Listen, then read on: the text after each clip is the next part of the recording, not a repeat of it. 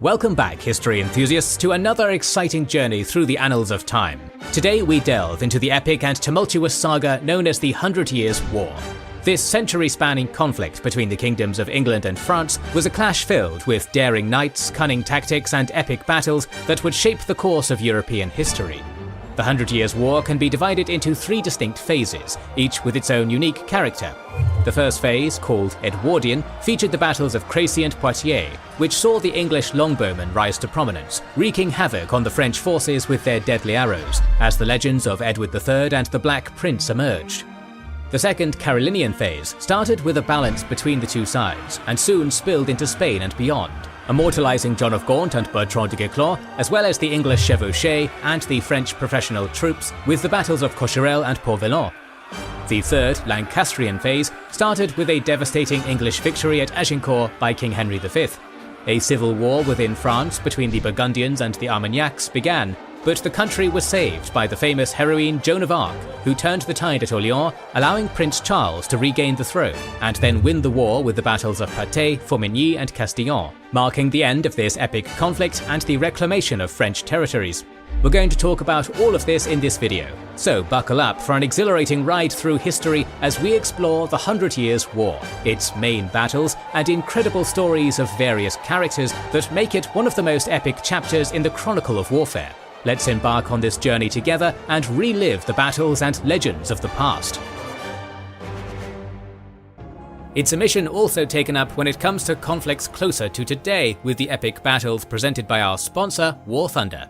Jump forward to use the military vehicles of the modern age from the 1920s to today in intense PvP combat. There are over 2,000 vehicles to pick from, and you can take planes and even ships into battle for combined arms action on massive battlefields. And you'll know when your hits count thanks to the close-up damage X-ray feature, showing what's happening to the enemy behind all the smoke and fire of the flashy action. Customize your vehicles, enjoy the absolute accuracy of these machines of war and their detailed models, and get into competition for all levels of skill and seriousness. Join the fight right now on PC, PS5 or Xbox Series X and S, or on older generation consoles, but make sure to do it via our link below to get a large bonus pack that unlocks premium vehicles, boosters, discounts, and free premium account time, available to new players and those who haven't played for at least 6 months. It comes with an exclusive 3D decorator for your vehicles, but is only available for a limited time. Hit the link in the description. When William, Duke of Normandy, conquered England in 1066, his status as a vassal of France's Capetian kings gave rise to a paradoxical situation in Western Europe. The monarchs of England now held ancestral territories on the continent as a vassal of the French kings, while also being rulers of a strong realm. Sometimes they controlled even larger territories in France than their overlords, a trend which reached its zenith between 1154 and 1204, when the Angevins ruled more than half of the country.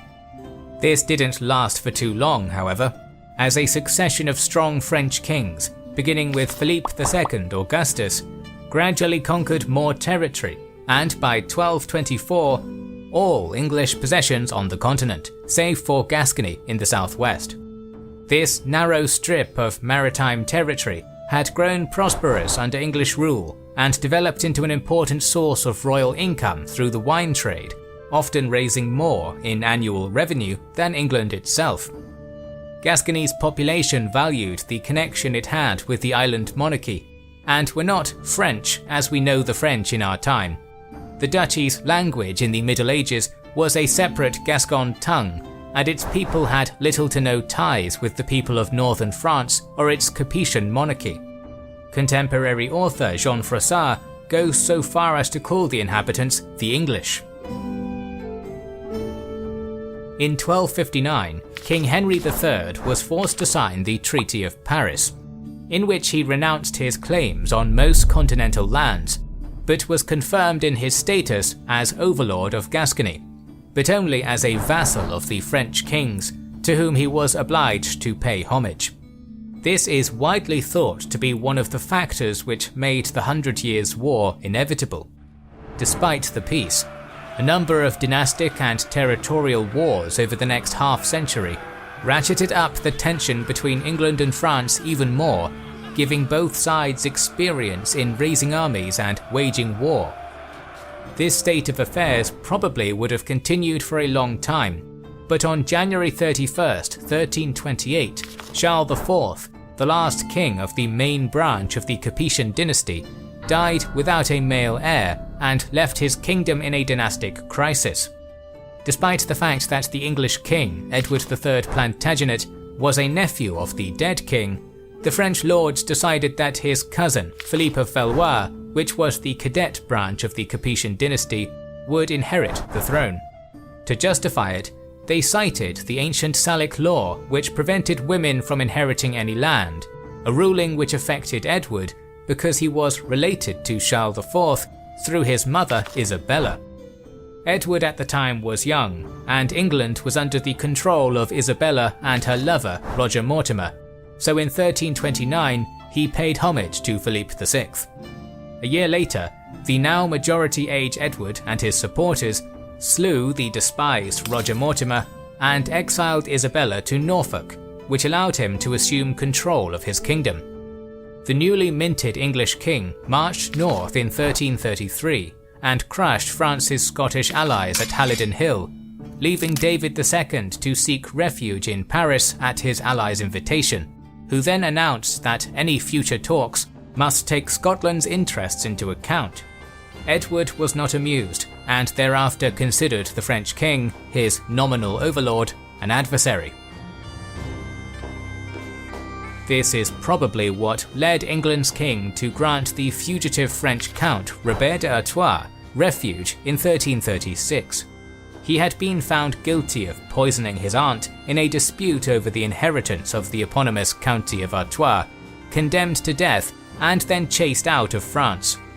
Robert arrived in London and was warmly welcomed by Edward III, who granted him an earldom, a few castles and stipends, despite the fact that Philip VI had declared himself a foe of any who harboured the criminal.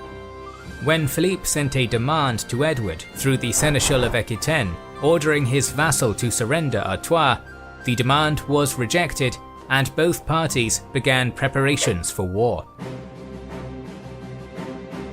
Since Robert was actually in England, where Philip VI technically had no jurisdiction over Edward, rather than in French territory, the order was viewed to have no legal legitimacy, which further displayed the king-vassal paradox created by the Norman conquest of England. All of these tensions came to a head on May 24, 1337. On that day, Philippe declared that Aquitaine no longer belonged to Edward because of the many excesses, rebellious and disobedient acts committed by the King of England and against us and our royal majesty, in particular citing his granting of haven to Robert Artois. The king then called his feudal lords to summon to war, the so-called arrière-ban, and this is widely seen as the beginning of the 100 Years' War, despite the lack of actual declaration. Instead, it was the culmination of many growing tensions, such as the gradual centralization of government, the unworkable nature of the Plantagenets' vassal status, and other factors. The conflict began on two fronts almost immediately, as the French began raiding an under-garrisoned Gascony. While that was happening in the south, a cash-strapped Edward III crossed the Channel into Flanders, England's closest commercial partner through the lucrative wool trade, and purchased the Holy Roman Emperor Ludwig IV's allegiance, but didn't gain too much benefit from the expense. Even after being forced to sell the royal crown of England off for funds, Edward launched a campaign into France with around 12,000 troops, and eventually faced off against Philippe and his army, who outnumbered him 2-1 at Flamangerie in October. After a tense standoff, Edward retreated back into friendly territory and Philippe didn't pursue him. Though it was brief, the 1339 campaign was nightmarish for the local populations in Edward's wake. Medieval military strategy was to inflict as much carnage against hostile cities and agriculture as possible, which would weaken the enemy government, economy, and ultimately hamstring its ability to wage war. The English king had seen the effectiveness of such tactics, especially in rich and densely populated lands such as those in northern France, and so the notorious chevauchée was born. While not yet fully developed, these chevauchées were low-cost raids, using limited resources, with the deliberate aim of systematically devastating and lowering the productivity of territories through which the raiders marched, all the while enriching the invader and weakening the allegiance between the conquered and their king. As the 100 Years' War progressed, the utility of this strategy was to prove itself indisposable. By the time 1340 began though, Edward's campaign had left the king even more monetarily destitute than ever, but this didn't stop him from formally proclaiming himself King of England and France in Ghent during January of that year. The situation in the Channel wasn't going in Edward's favour. Ever since 1336, English coastal towns had continuously fallen victim to seaborne raids from French attacks. While the Plantagenet king's own captains often managed to retaliate with equal rapacity, Philippe VI had the larger navy, and there was a real possibility of England being invaded. Edward III therefore returned to England 2 months after his coronation in Flanders. The fact that he owed money to prominent creditors in the area also provided adequate reason to get off the continent. After making landfall, the king raised a new tax and immediately began assembling new forces for the war. Reinforcements and ships, mainly converted merchant vessels known as cogs, were assembled at Orwell in Suffolk, ready for the attack. The French fleet, which had wreaked havoc upon the English shores with Castilian and Genoese support, had suffered heavy losses in a surprise attack, and could no longer organize raids on the English coast, so they instead limited themselves to defend their shores. To help in this endeavour, Philippe ordered the creation of an armada and had it sent to Sluis, the most critical port in Flanders, to cut off Edward from his mainland allies. When his fleet was ready, the English king announced, against the advice of many of his close officials, that he would attack France's 200-vessel-strong armada, which was anchored in modern-day Belgium, and destroy it. In defiance of those members of his entourage who decried the foolhardy naval assault, Edward III proclaimed, "I shall cross the sea, and those who are afraid may stay at home." He set sail on June 22, 1340, and reached the outskirts of the estuary of the Zwin River in the afternoon of the following day. The French fleet anchored outside Sluis comprised 6 Genoese galleys, 22 ore barges, 7 royal sailing ships, 167 merchant ships, and 11 Spanish and Flemish allies, for a total of 212 vessels manned by 19,000 sailors, 500 crossbowmen, and 150 men-at-arms. It was commanded by 2 knights, Nicolas Béchet and Hugh Quiré, without naval experience. The English fleet was composed of 3 warships and around 120 to 160 cogs, but had more men trained in the art of war. Exact numbers are unknown, but high estimates put the combatants at 4,000 men-at-arms and 12,000 archers. The French fleet was drawn up in 3 lines across the mouth of the Zwin, with the biggest vessels in the first line, though their tight formation came at a cost in maneuverability. Edward's spies had informed him of the French formation, describing it as like a great wood. The king decided to attack in the early afternoon of the following day, the 24th. With the tide and winds in their favour, and the Sarn at their back, the English fleet advanced in 3 rows, with the bigger ships in the front, having 1 vessel filled with men-at-arms for every 2 hosting longbowmen. The French ships, already in a tight spot, had drifted eastwards while anchored, removing even more space for manoeuvring, so they could not use their second line. As the 2 front lines crashed into each other at 3 p.m, the English longbowmen rained arrows from a distance upon their adversaries from wooden towers and crow's nests purposely built on the trade cogs. Standing on a lower level, sun in their eyes, and armed with slower shooting, less accurate crossbows, the French shooters couldn't do anything and were riddled with arrows or jumped overboard to escape the mayhem. Once a French ship was weakened, it would be entangled with hooks and swarmed by English soldiers, making short work of the defenders and capturing the ship, among which were the Christopher and the Edward, two English royal vessels recently taken by the French. The Genoese galleys, who had protested the approach to battle, fled swiftly when the situation turned sour for the French. After 4 hours of fighting, the French front line had sunk or been captured, and the English advanced upon the smaller vessels of the second line, gaining an even more significant advantage. At the same time, many Flemish boats set sail from local ports and attacked the French lines from behind. It was a complete disaster for the Valois fleet. By nightfall, the battle ended. The French had lost 190 vessels, either to the English or to the sea, with only 23 managing to escape at night. No quarter was given to the captives, and many Frenchmen drowned or were killed by the locals on the shore. The loss of life was between 16,000 and 18,000 men, and it is said that only Philippe VI's jester dared to inform him of the disaster. The English lost only a few ships, but the loss of men was quite substantial. The English victory was crushing for French morale.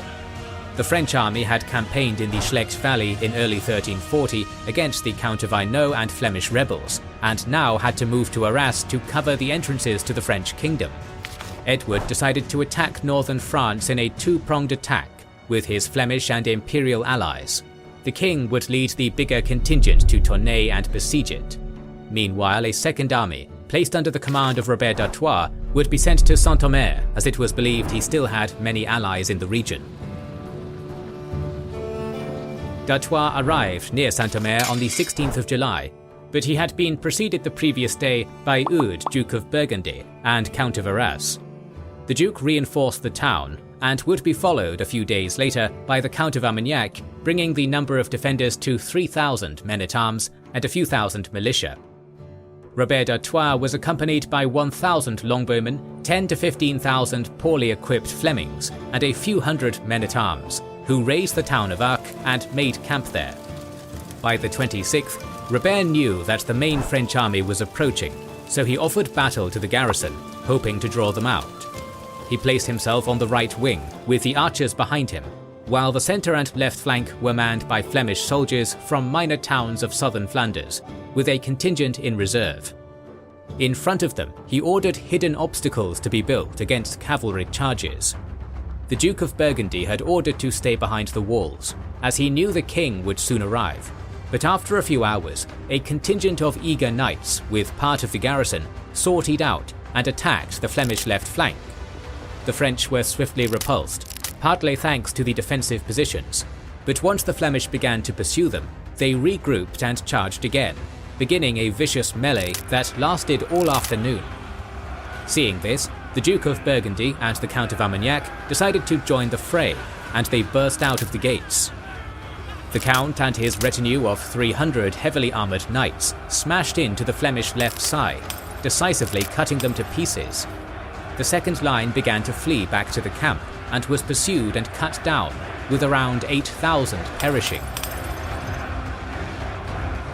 Meanwhile, the Duke of Burgundy approached the right flank, where the English were positioned.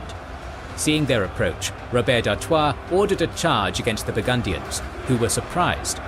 After the initial contact, the French men-at-arms were forced to fall back to the safety of their walls, where the garrison could support them, but the Duke suffered heavy losses.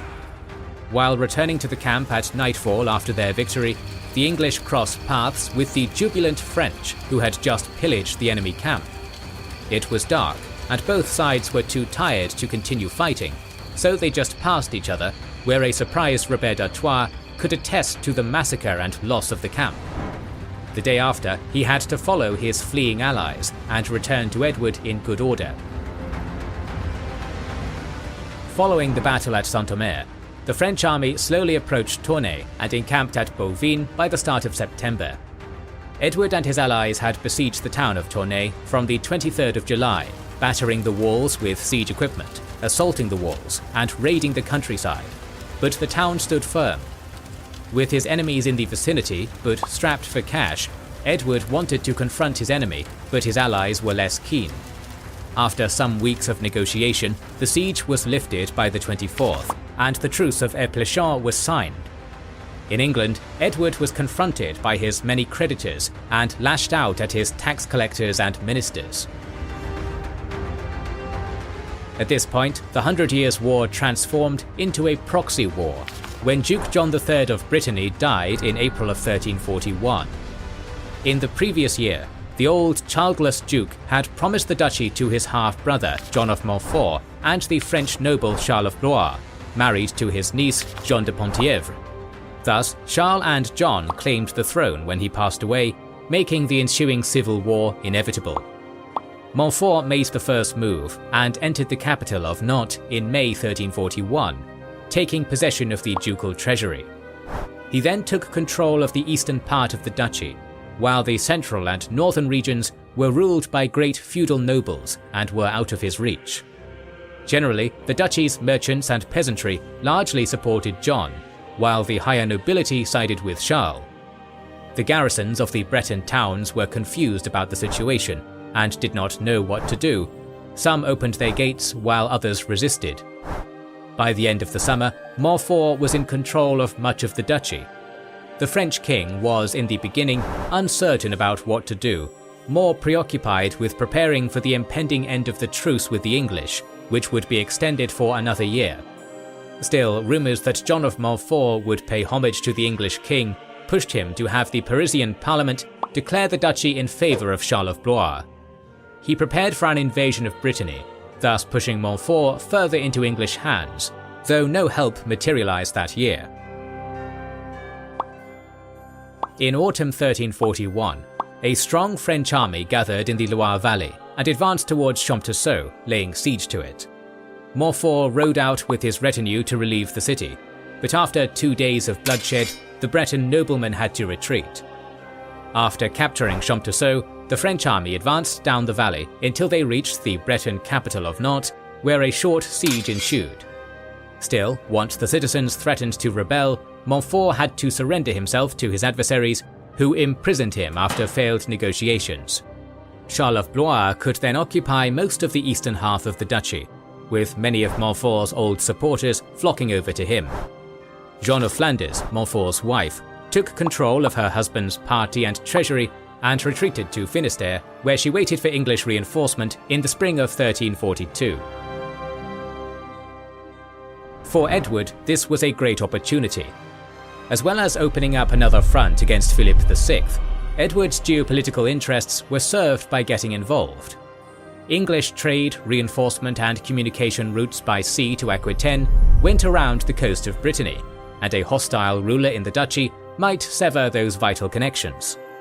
However, Edward had difficulties amassing the fleet needed to transport his troops, so real help only materialized in August 1342. By this point, Charles of Blois had besieged the towns on the southern coast of Brittany and was encircling Brest, but the arrival from England of the Earl of Northampton and Robert of Artois broke the siege. Northampton then advanced out of Brest and besieged Morlaix, where a relief force under Blois arrived. On the 30th of September, on the outskirts of Morlaix, the French cavalry charged twice against the English positions covered by forest, pike traps and ditches, taking heavy casualties. While Blois' attempt was unsuccessful, the siege dragged to a standstill. In November, King Edward arrived in Brittany and besieged Vannes unsuccessfully, while many raids were launched in other areas of Brittany, causing devastation and ruining French morale. In December, a French royal army counterattacked, reaching the English army encamped at Ploermel. Here, papal envoys negotiated a 3-year truce, and the English king returned to his kingdom in January 1343. Pope Clement VI tried to end hostilities by mediating a peace conference at Avignon the year after. Still, neither side would agree to the terms put forward by the other, and the war continued unabated. In fact, the war in Brittany continued, as Charles of Blois considered the civil war for the duchy as a personal war between himself and Montfort, and not a matter between England and France. During late 1343, English partisans took control of Vaughan and Redon, but Blois traversed southern Brittany the following year and captured the vital town of Quimper. This conquest, the many Montfortist casualties, and the complete inaction of John of Montfort, who hoped to return to the good graces of the French king, collapsed the pro-English party, with many fleeing to the Count of Blois. Edward's men could only hold on to Vaughan, Brest and Hennebon. 1345 saw the first major English military venture into Gascony, with several thousand men under the Earl of Derby retaking Bergerac and then defeating a French counterattack in October. This action gave Edward time to plan and amass his forces in England. He sailed from Porchester in July of 1346 and landed at the Norman town of La Hogue with a large army, much to the surprise of the local population. This new theatre of war in Normandy was virgin land heretofore untouched by the conflict, and because of that, its devastation would massively affect any taxation that the Valois king hoped to extract from it. In addition, the destruction would diminish Philippe's prestige and hopefully goad him into an ill-considered battle. Whether Edward actually planned to campaign in Normandy is a matter of debate though, with some historians even claiming that the plan was to campaign in Gascony, but was thwarted by unfavourable winds. Whatever the case, the English army rested for the night, then set off at dawn, launching a blistering chevauchée throughout the Cotentin Peninsula. Normandy's rich countryside was intentionally ruined. Mills, barns and orchards were burned, while barrels of wine were smashed or stolen. Nothing was to be left for the French. Edward III reached Caen on July 26th, but despite accepting the garrison's surrender, his army raped, plundered, torched and killed without quarter. When the 3-day sack was complete, 3,000 townspeople were dead, and the king began sending barges filled with looted riches back to his kingdom. As a wave of terrified refugees fled before him, the English king marched inland towards Paris. At the same time, Philippe VI had received word of the landing and was massing a large army near Saint-Denis. However, it wasn't ready for battle yet, and therefore couldn't intervene as Edward reached Poissy, from where he sent raiding parties out to burn Saint-Cloud and Saint-Germain within sight of Paris's very walls. The English had shown Philippe's subjects that he couldn't protect them, and began marching north again, but now the French army began chasing them, and only narrowly missed an opportunity to pin Edward on the Somme's south bank. After he managed to cross, the now campaign-hardened army of England encamped in the forest of Crécy on August 26, 1346. Though Edward had managed to evade Philippe's larger army so far, the Valois monarch's vanguard was getting unnervingly close, so his Plantagenet foe prepared to turn and fight. After a brief reconnaissance, a plan was devised. As Philippe's host, the flower of medieval Europe slowly got closer. Edward drew up his now reduced forces on an elevated ridge between Crécy and Wedicourt, which looked south into a valley, daring the French to try and knock him off it. Exact figures for army size are impossible to calculate, but Edward's was probably just over 14,000 strong, made up of 2,500 chainmail-clad men-at-arms and dismounted knights, 2,500 spearmen, and 3,250 light cavalry, known as hobelards. A further 7,000 were England's lethal archery corps, armed with longbows and armour-piercing bodkin arrows.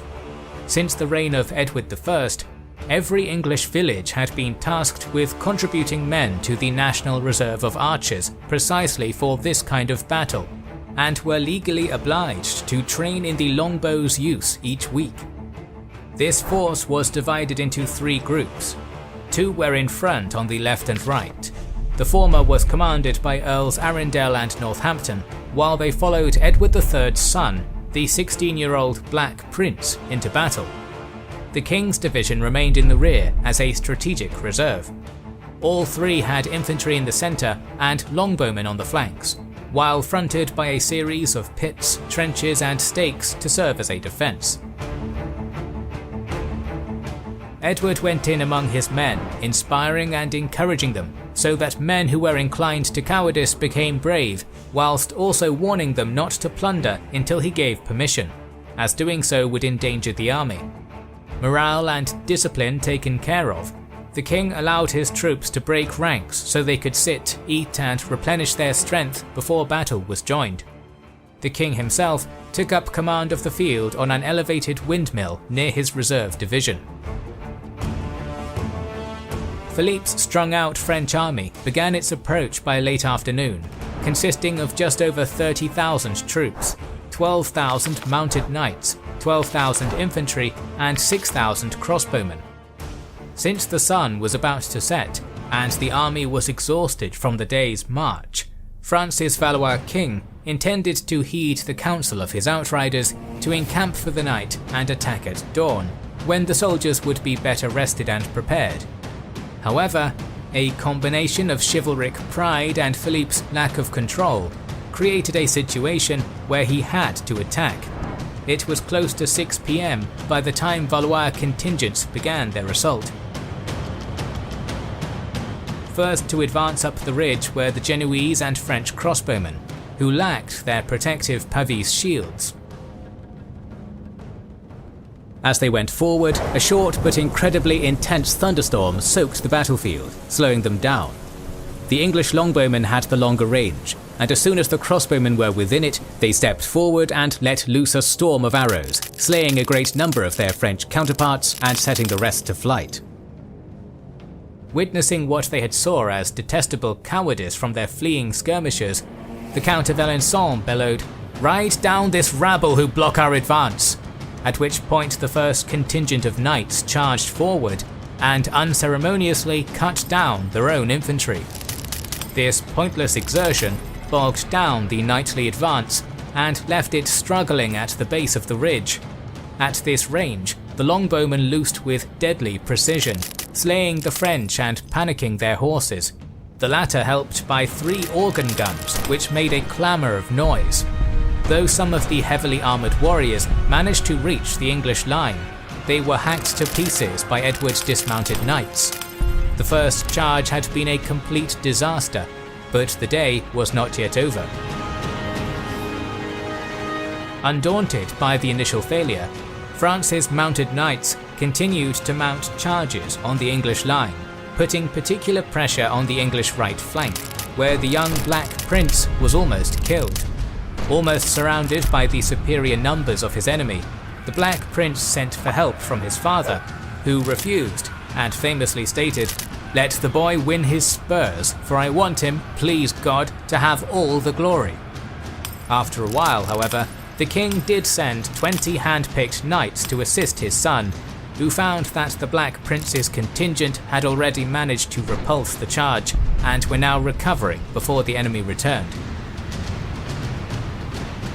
In a subsequent attack, the blind King of Bohemia, John, ordered his knights to tie their horses to his own and led their liege into battle. This charge began well, managing to get past the archers, but they were then all cut down by the English infantry. The French unsuccessfully charged 15 times in all, each becoming more disorganized and hopeless than the last. As the battle progressed, even Philippe VI himself joined the fighting. He was injured by an arrow and had more than one horse killed under him before the battle finally calmed. Witnessing the disaster that was unfolding, one of the Valois king's vassals persuaded him to withdraw. He did so reluctantly, fleeing with what was left of his army to a nearby royal chateau and then all the way to Amiens. In the dark, the English slept on their ridge, not realizing just how much of a terrible toll they had inflicted on the French. They had lost less than 100 men, while Philippe had lost over 10,000, including 1,500 lords and knights. While Edward III's tired troops were in no position to chase Philippe, he had gained a great victory and wanted to exploit it. After having buried the French princes who fell in the battle, the English army marched north, sacking the countryside and the unwalled towns until they reached the town of Calais. Close to Allied Flanders, easy to resupply and reinforce from England, and with a port, Calais was seen as the best gateway to enter France in future endeavours. Edward began the siege of the town on September 4, 1346, which was defended by Jean de Fossaux and Jean de Vienne. A grand encampment was built nearby, and trenches and fortifications were constructed around the main pathways to defend from French relief forces and to starve out the city. At the same time, reinforcement and supplies arrived from England and Flanders with a massive operation of transport of food and clothes. Small raids were also launched into the interior. Meanwhile, taking advantage of the French attention to the north, the Earl of Derby, now Earl of Lancaster, expanded the English control in Gascony. In September, he launched a three-pronged attack into the French heartland, two to expand the Gascon border, and another to sow confusion in Paris. Lancaster led north a chevauchée that sacked the prosperous city of Poitiers and other nearby towns, before returning to his base in Gascony. Further good news for the English came that a Scottish invasion, prompted by France, had been crushed at Neville's Crossing near Durham in October, and the Scottish king and many of his nobles had been captured. The attack on two fronts completely paralysed the French state, unable to decide on which to concentrate. The successes in disturbing English supplies were minimal, and any serious military action was postponed. The siege of Calais dragged on during the winter, with neither side being able to gain the upper hand. The French managed to resupply the besieged men by sea, while Edward launched numerous unsuccessful assaults at the city walls, supported by cannons and stone throwers. Desertion and sickness decreased the numbers of the besiegers. Philippe raised his banners in the spring, but it was only in June that he had mustered enough men to advance. In the meantime, Edward had managed to cut off the supply routes to Calais, starving the city of resources. The French wanted to attack through Flanders and encircle the English from the north, but two vanguards found little success in this endeavour, and with the situation in Calais having become desperate, Philippe moved towards it. After reaching the outskirts of the siege, the French army found their adversaries too firmly entrenched to relieve the town. Philippe had to give up Calais. It fell on August 3, 1347, and remained in English hands until 1558. In September, more chevauchées were launched, but both sides were exhausted by this point.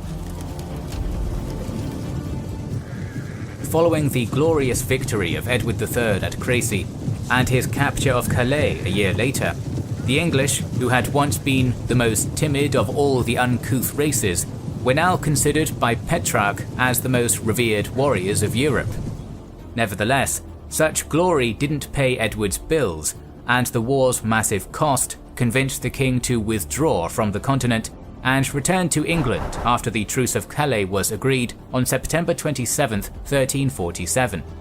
Returning as a victorious conqueror, he celebrated the Crécy campaign with a tournament including all of the monarch's notable prisoners, displayed to all Edward's subjects as a mark of prestige. Over the Channel in France, the mood of Philippe VI and his subjects was entirely different. In December, the Valois king was castigated by his Estates General in Paris for his humiliating defeat and wasn't allowed to raise taxes. However, the shock defeat and prospect of capitulation to the English forced France's proud aristocracy into agreement. Together, they would fund a great invasion of England to end the war for good. Orders were immediately issued and preparations began. By the start of 1348, a new fleet was under construction, and local officials had begun assessing towns and villages for the coming levy. It seemed as though full-scale war was about to resume. However, an apocalyptic twist of fate was about to ensure that this would never happen: the Black Death. The deadly Yersinia pestis, which previously decimated the Byzantine Empire from the 6th to 8th centuries, originated in Central Asia, and in the early 14th century, proliferated east and west on the medieval Silk Road until it reached the Golden Horde. Its Khan, Janibeg, besieged the Black Sea city of Kaffa in 1346, but the plague began annihilating his army, and he ordered that diseased corpses be catapulted into the city. By the time besieged Italian citizens began fleeing west by sea to Europe, most of them were infected or dying. First appearing in Italy near the end of 1347, the nightmarish Black Death entered France through its thriving Mediterranean ports and then spread north like a wildfire until it reached England in mid-1348. It was the greatest demographic crisis in European history.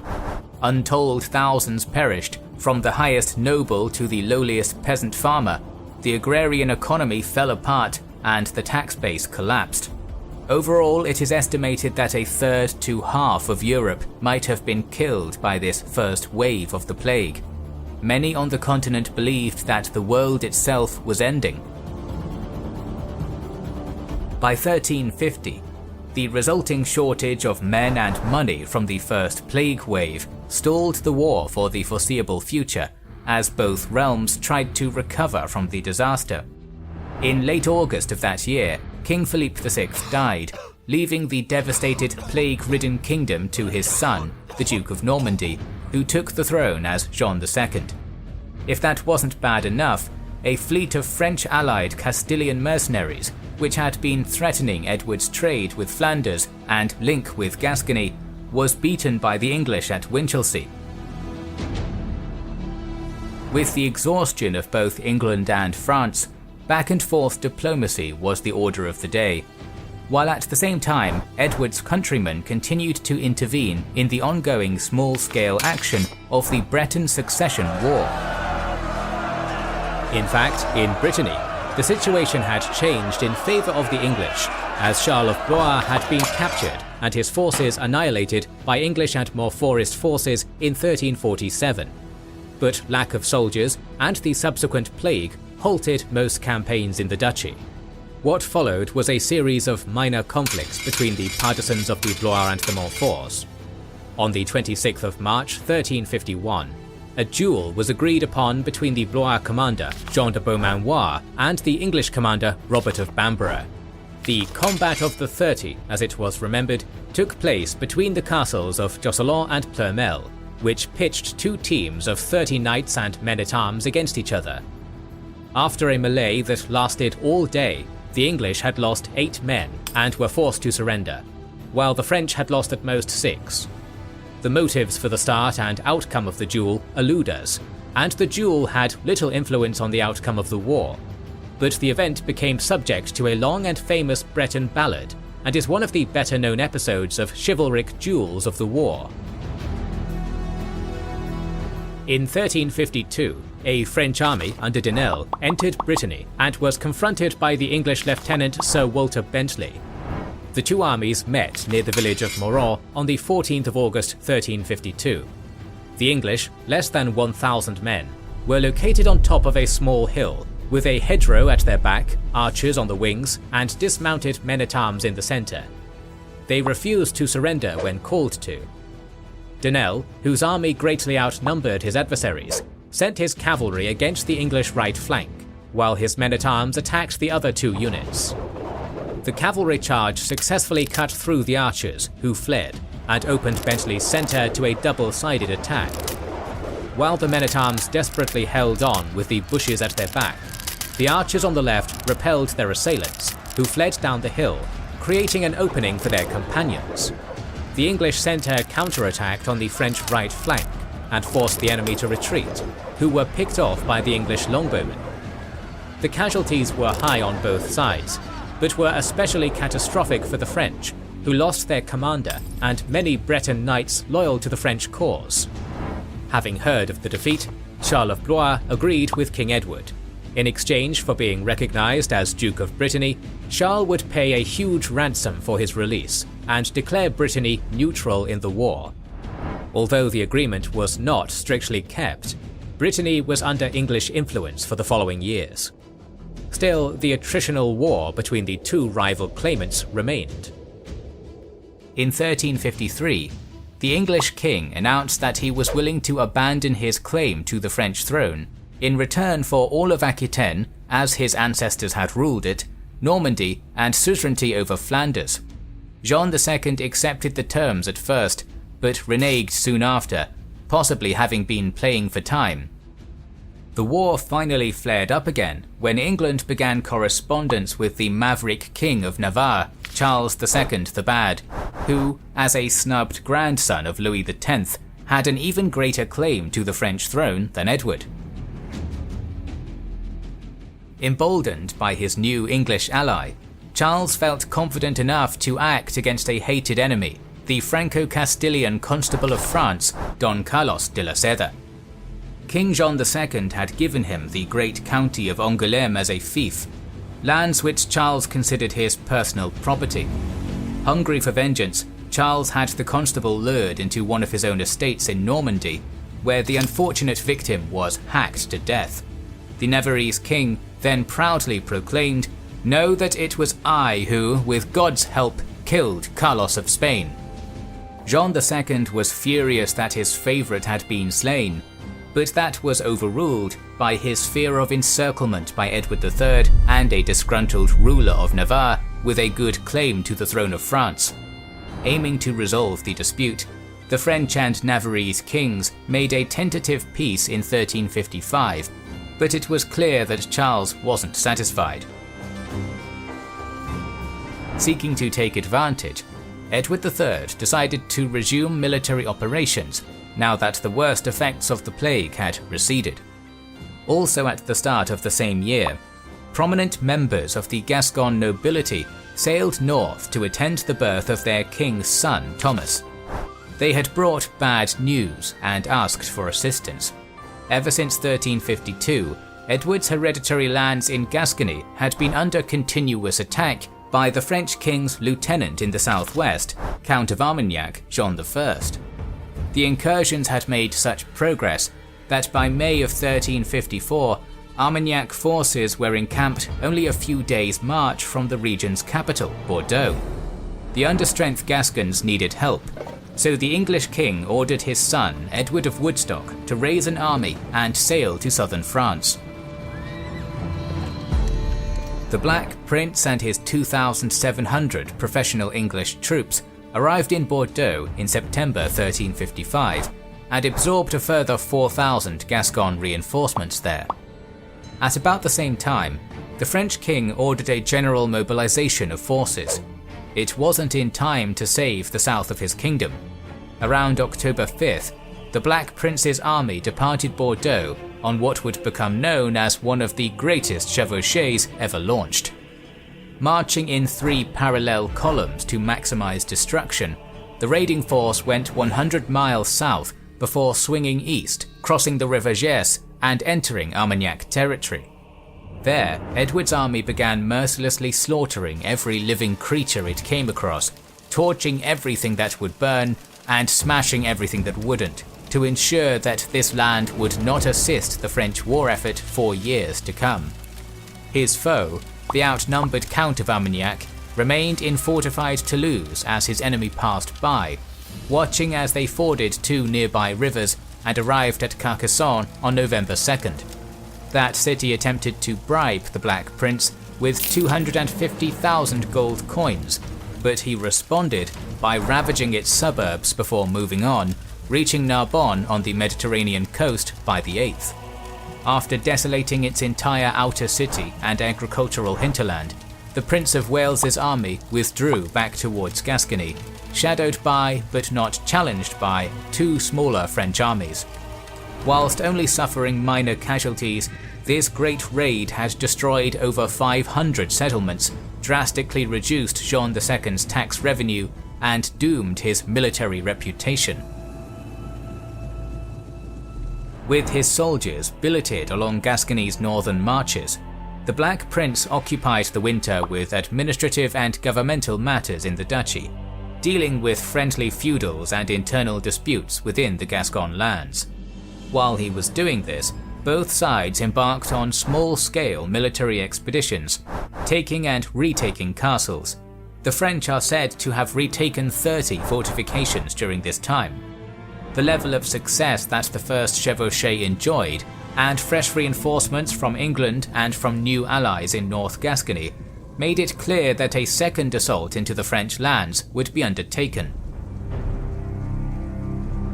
The prince departed northeast from Bergerac with his army on August 4, 1356, arriving first at Périgueux and then Ramefort, Brantôme, Quisse, Nontron, Rochechouart and Le Terre, all within 10 days of setting off.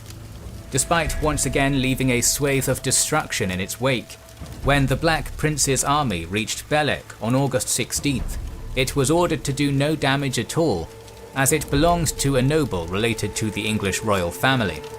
After leaving Bellec, the English started to encounter more French resistance, as the population began to fight back.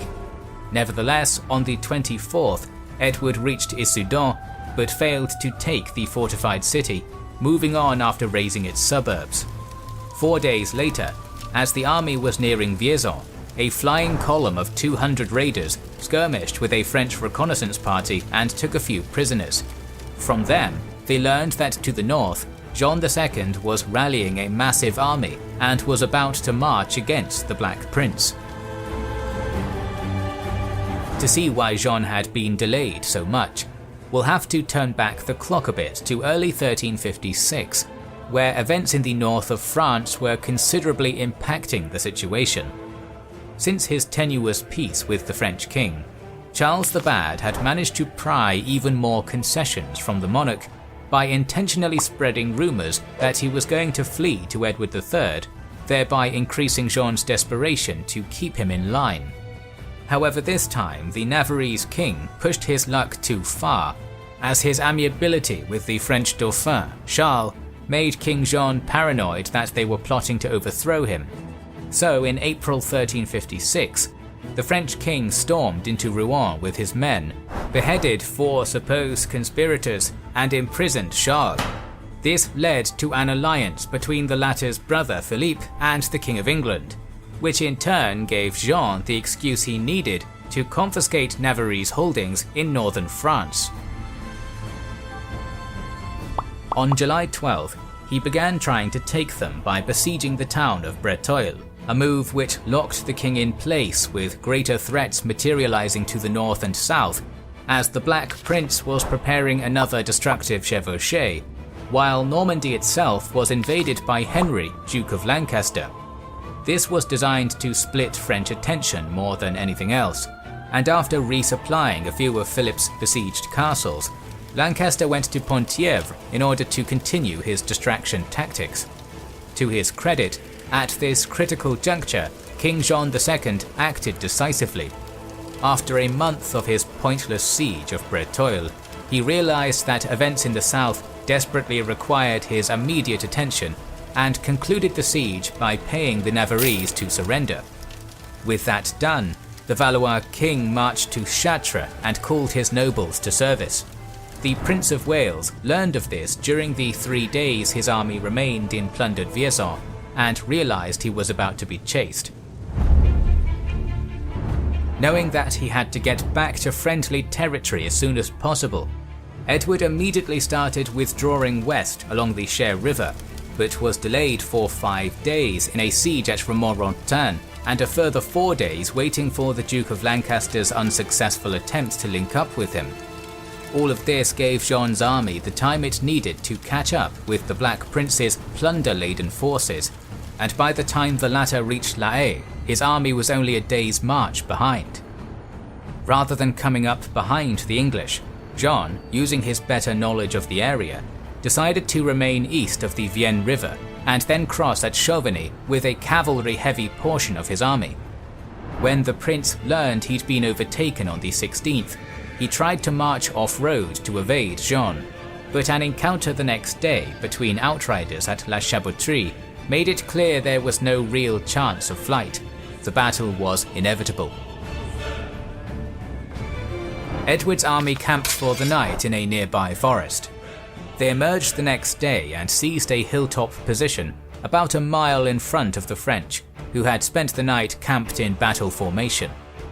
Compared to the great medieval hosts which had done battle at Crécy a decade earlier, the armies facing off near Poitiers in late September 1356 were small, perhaps due to the effects of the plague and war exhaustion.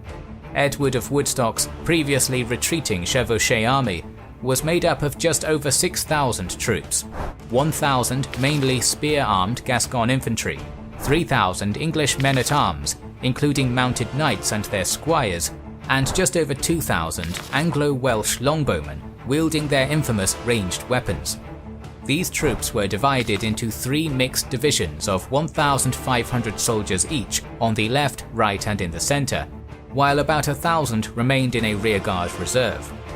Opposite him, the French king's magnificent army had 3,000 infantry and 8,000 mounted knights, but the majority were ordered to dismount due to Jean's fear of a second Crécy taking place. Only an elite contingent of several hundred remained on their steeds. The French cavalry and crossbowmen were on the right, commanded by Marshal Arnoul d'Audrième, while manning the left were some Franco-German cavalry and more missile units under Marshal Jean de Clermont. The majority of dismounted knights and peasant infantry were arrayed in 3 central lines of battle, one in front of the other. They were led, from front to back, by Charles Dauphin of France, Philippe, Duke of Orléans, and King Jean II himself, respectively. As the two armies faced off, a French cardinal rode to the Black Prince, begging him to listen, and was met with the frosty response, "Say it quickly then, this is no time for a sermon." The prelate argued for a peace for the sake of all the Christian lives which would be wasted should the battle break out. Despite his hostility, the prince was still anxious about fighting a pitched battle, and was willing to make significant concessions. Unfortunately, Jean II demanded unconditional surrender, and so battle became the only way out. As the French commanders Audrième and Clermont surveyed the English position, they saw an unusual amount of movement and believed the enemy to be retreating. It was in fact probably an intentional ruse. Not willing to let the enemy get away, Audrième charged with his cavalry towards Warwick's left, while Clermont reluctantly took the same action, heading towards Salisbury's right. The former's well-armoured knights and horses initially resisted English arrow fire and crashed into the English infantry, inflicting significant damage on the first line. However, when longbowmen advanced up the riverbank anchoring their left wing and began to loose volley after volley into Audrième's flank, the attack turned into a massacre. French knights were either felled by arrows, crushed by their own steeds, or routed, while the marshal himself was made a prisoner. On the other side of the field, Clermont's horsemen charged up the ridge towards Salisbury's division, but were funneled into a narrow open section in the hedge protecting the English line. There, the bunched-up cavalry suffered terrible losses before breaking through, and when they did, they were engaged by Salisbury's dismounted knights. After a fierce clash, the French were thrown back. The French infantry vanguard under the Dauphin followed behind in good order along the entire front. However, they too were forced to funnel themselves through the hedge's gaps, and many were killed by devastating arrow fire whilst doing so. Those who broke through met the Anglo-Gascon men-at-arms in vicious hand-to-hand fighting, which lasted 2 hours, but they were finally pushed back with heavy losses and nothing to show for it. As the Dauphin's forces had been defeated, King Jean II ordered that his son be escorted from the field in case of a disaster, but it turned out to be a disastrous move. The Dauphin's withdrawal convinced the Duke of Orléans, who led the second line of infantry, to leave the battlefield with the troops in that formation as well. Advancing with a battle axe in hand, Jean II led the largest and final division, crossbowmen in front and infantry behind, up the ridge towards the English. With the Black Prince's archers running out of arrows, the French king's contingent closed with the English almost unscathed, with his most elite knights and the fresh 3rd Division outnumbering the nevertheless stubborn and high morale army of the prince. When the archers ran out of arrows, they left their positions and took up swords, knives and axes, joining their comrades in the melee. At the combat's fiercest moment, the Captal de Buch gathered 200 reserve cavalry and led them in a wide swinging arc around to the French rear. He raised the flag of St. George and then charged at Jean's rear ranks. Seeing this, the Black Prince withdrew some of his dismounted knights from the line, mounted them, and had an impetuous knight called Sir James Audley lead them to crash into the other French flank. The remnant of Jean's army scattered in every direction, a significant portion of them towards a marsh called the Champ d'Alexandre, where the English longbowmen slew many of them. In the chaos, the King of France was surrounded by enemy soldiers who demanded his surrender. He refused to give himself up to common soldiers, but then the Earl of Warwick rode through and formally took Jean prisoner. All in all, while the English suffered minimal losses, probably around 100 or two, the French had lost at least 2,500 dead, including Clermont and many other nobles. Around 3,000 were also taken prisoner, including the French king himself, who was led to the Black Prince with full medieval honor. When the Black Prince removed his royal Valois prisoner from France, he also removed the anchor which kept the ship of state afloat. As military historian John Corrigan stated in his book A Great and Glorious Adventure, France was effectively in a state of civil war. The 3 years following Poitiers were some of the worst in French history. Rabid discontent with the government spread like a plague among the nobility, and Paris's Third Estate even asserted its authority under the Provost of the Merchants of Paris, Etienne Marcel. This wasn't the end of it. Demobilized soldiers, deserters and common bandits from England, Gascony, France and even further afield went renegade and formed so-called routiers, or free companies.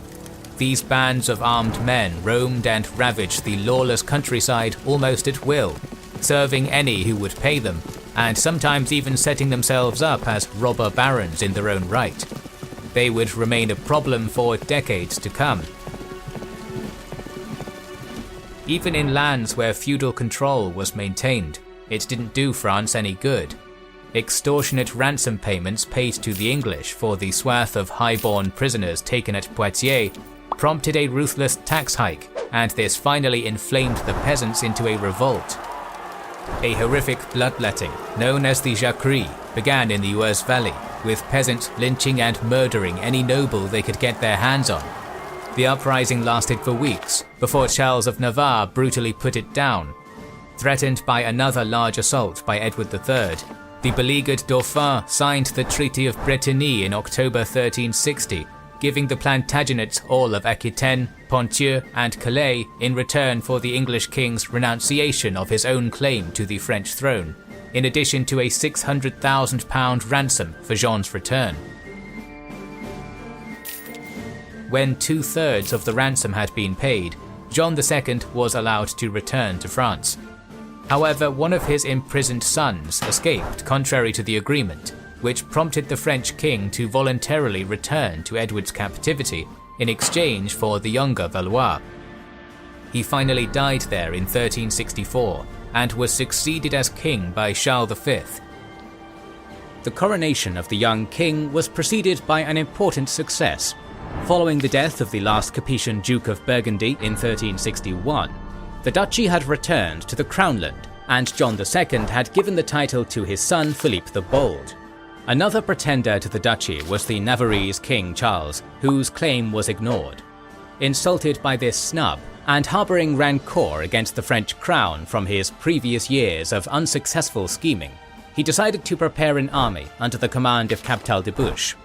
The army departed from the landlocked nation of Navarre in spring 1364 for Normandy, traversing the lands of the Black Prince. From here, the goal was to threaten Paris and to have the title assigned to him. Unfortunately for the Navarrese, the young king had an army to deal with routiers in Normandy, under the command of the son of a minor Breton nobleman, Bertrand de Guesclin. The man had risen to fame as a formidable guerrilla commander in Brittany the previous year, fighting in many small raids that had taken place there in the previous decade. The French launched a preemptive strike against many of the Navarrese positions in Normandy, where Charles was Count of Evreux. When Captal de Buch arrived in Evreux, he hastily called to him the local forces loyal to him and English routiers, assembling an army of around 2,000 knights. They marched out of Evreux towards the town of Vernon, where they found de Guesclin with 1,200 men on foot in front of a bridge near the hamlet of Cocherel. Both armies set up camp and waited for 2 days for either side to make a move. On the 16th of May, the French began to retreat over the bridge, probably because they had exhausted their supplies. Seeing this, and not wanting to let his foes escape him, Captal de Buch sent a small contingent to blockade the bridge, while the rest of his Navarrese and Gascon knights charged the main body of the royal army. Having a numbers advantage, de Buch's men had the upper hand over the Frenchmen, supported by Gascon and Breton routiers. Suddenly, a Breton reserve that had not initially joined the fray smashed into the side of the Navarrese, scattering their lines and forcing them to retreat, leaving their commander on the battlefield to be captured. The victory came 3 days before the coronation of Charles V, and was crucial to constrain the power of Charles the Bad, who following the defeat at Cocherel lost his capability to seriously threaten the French crown. Most of his holdings in Normandy were occupied, and peace was reached in 1365 after a small-scale counterattack failed. Meanwhile, in Brittany, the conflict was coming to a close. The agreement between Edward and Charles of Blois had been trembling. Charles was only released from his captivity in England in 1356, but in the same year, after the Battle of Poitiers, much of his domain had been occupied by the Duke of Lancaster, who attempted to capture Rennes, but his attack was thwarted by a young Bertrand de Guesclin. The English were followed by the young John of Montfort, son of the previous claimant John, who had died in 1345. In 1362, John came of age and swore fealty to Edward in exchange for the duchy, to which he returned. This flared up the civil war again in 1362, where Charles of Blois besieged the town of Becherel, which was followed by a short truce in 1363, where an agreement could not be reached. Finally, in 1364, John of Montfort besieged the coastal town of Auray. As he was losing support both in Brittany and at the French court, Charles of Blois desperately attempted to relieve the town. John of Montfort fielded around 2,000 men, many of them from the English garrisons of Brittany and Navarrese men who had come to recover their possessions in Normandy. Charles of Blois' army numbered 3,000 to 4,000, having received the help of Bertrand de Guesclin and his Breton companies. On the 29th of September, Blois arrived at Auray and both armies formed up for battle. The English placed themselves on a hill behind the river, north of the town, dividing themselves into 3 divisions, with Sir Chandos taking command. Similarly, Blois deployed his army into 3 battle divisions, with a reserve. Before the battle, diplomatic talks were held to resolve the conflict. It seems that Montfort was ready to make large concessions to his adversaries, which delighted the Bretons on both sides, but the English and de Guesclin insisted on fighting. Right before the battle commenced, a large contingent of Bretons in the de Guesclin contingent deserted. The English-Breton left wing clashed with the French right, capturing their commander Jean de Chalon, which caused his side to collapse and crash into the centre, where de Guesclin was still attempting to reorganize his division. Seeing this, the Bretons with Charles decided to follow their compatriots and left the pretender isolated, an opportunity which was pounced upon by Montfort and Chandos. In the melee, Charles of Blois was slain with his companions, which caused the definitive rout of the rest of his army, pursued by the English reserve. The defeat was complete for the Blois faction, with around 1,500 men being captured, including de Guesclin, who was ransomed for 100,000 francs. All the Blois supporters submitted soon after to the young Montfort. In 1365, the Treaty of Guérande was ratified, which put an end to the Breton Civil War. John of Montfort offered his homage to Charles V for the duchy, while Blois' widow, Jeanne de Penthièvre, was allowed to keep her lands in the duchy for herself and her heirs. While the conflict had ended for the English-supported faction, the lack of a threat meant that the Montforts no longer needed the support of their previous guardians, and after 1365, the English influence in the peninsula slowly declined. Following the end of the two civil wars, Charles had to deal with the rampaging routiers while the Treaty of Bretigny was in effect. To do this, and to secure the Kingdom of Castile as an ally, Charles decided to intervene in the Iberian Peninsula, as did the Black Prince. To understand the situation in the region, we must turn back the clock to the year 1350, when the King of Castile, Alfonso XI, passed away. He was succeeded by his 15-year-old son Pedro, who was under the strong influence of his mother, Maria of Portugal, and the Portuguese noble Albuquerque in the first years of his reign. Maria had been ignored by Alfonso for his favourite Leonora de Guzman, who bore him 10 illegitimate children, so when Pedro ascended the throne, Leonora was executed in 1351, with a number of nobles hostile to the crown. The illegitimate children of Alfonso, the oldest being Henry, Count of Trastamara, shortly rebelled a few times against Pedro, but were pardoned. In 1354, another rebellion exploded, led now by Albuquerque and Henry de Trastamara, which was nearly successful and captured the king, but internal disagreements among the nobles proved detrimental for their effort, as Pedro escaped from captivity and retook control of his kingdom.